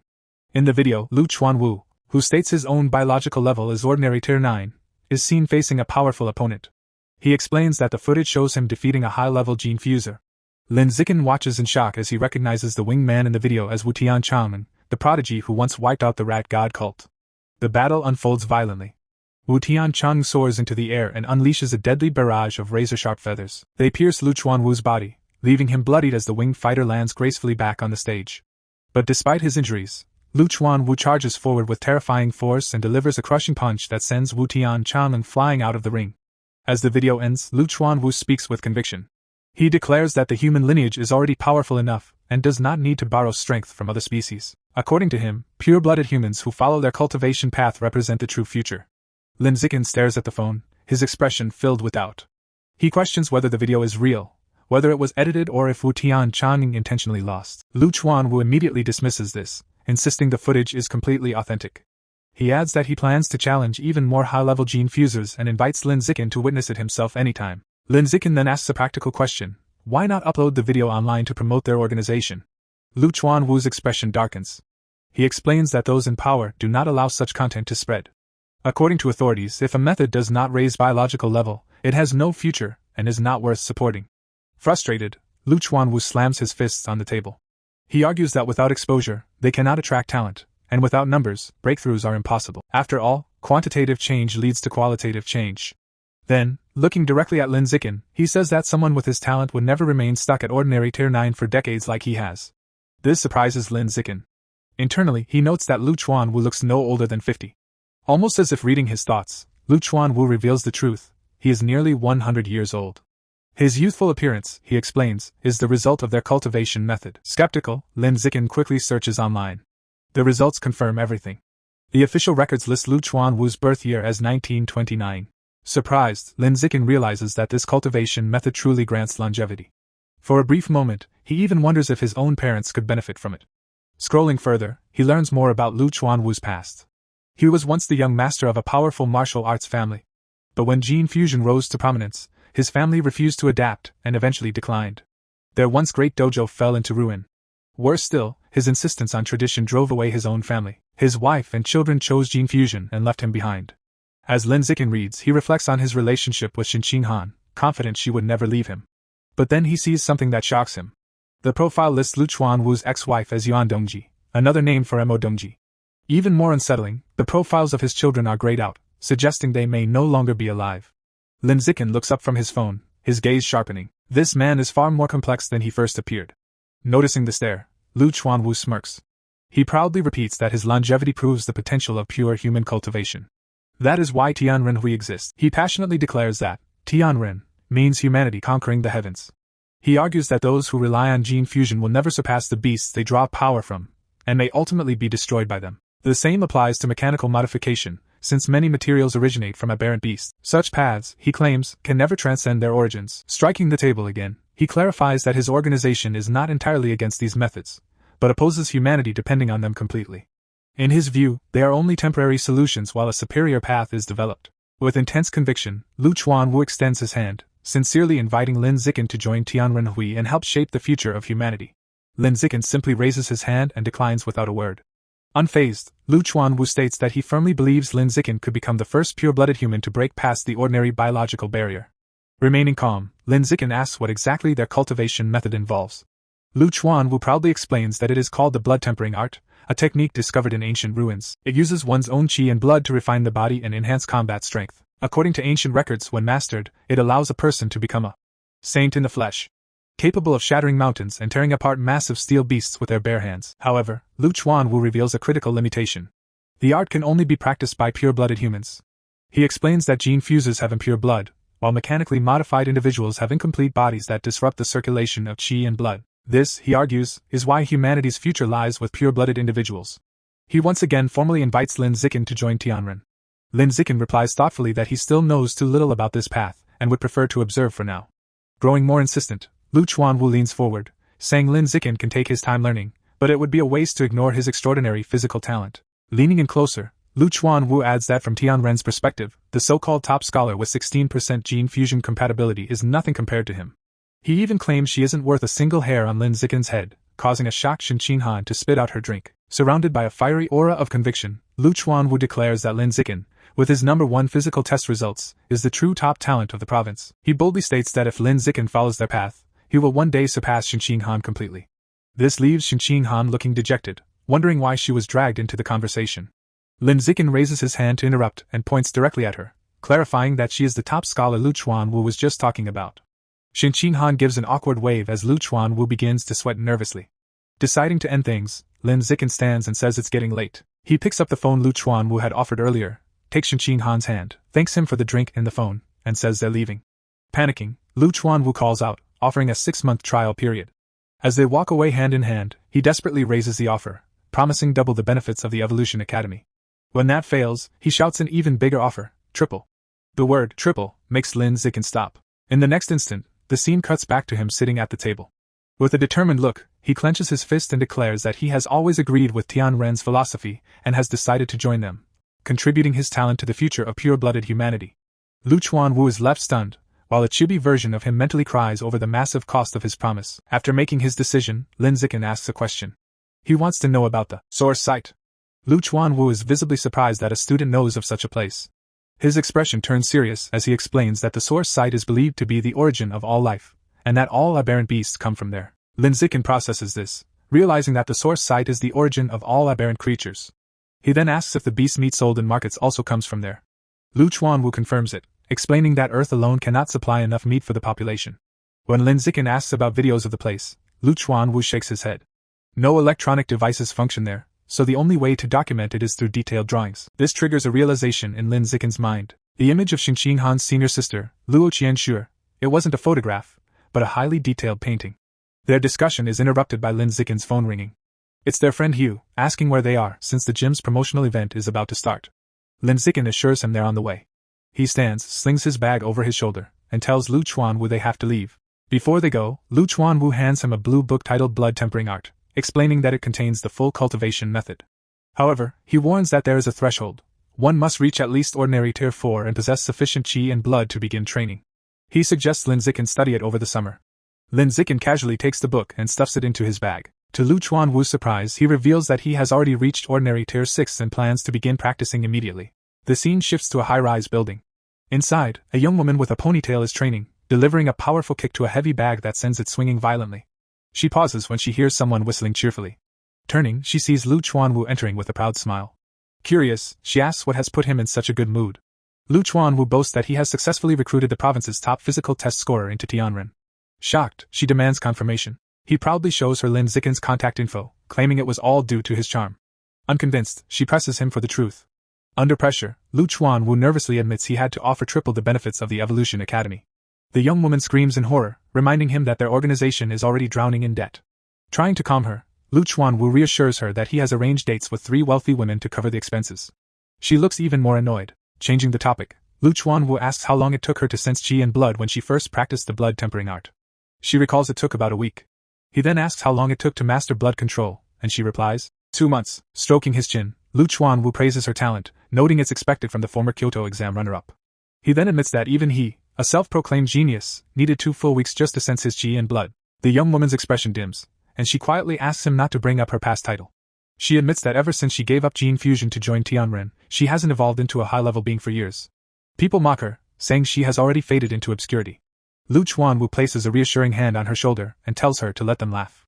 He says that in a few years, once she breaks through, she'll be the one beating them down. The young woman sighs, explaining that she has already tempered her body twice but still hasn't managed to open a single acupoint. Curious, she asks about Lin Zikin, wondering how long it will take him to sense his qi and blood. Lu Chuanwu estimates that with his exceptional physical data, it should take around 10 days. Hearing this, a mischievous smile appears on her face as she declares she'll have to personally guide this talented new junior. And this is how this part of this manhwa ends. Also in the future I will be bringing more and more exciting videos. Please subscribe to the channel, ring the bell, hit the like button and stay tuned until the next video.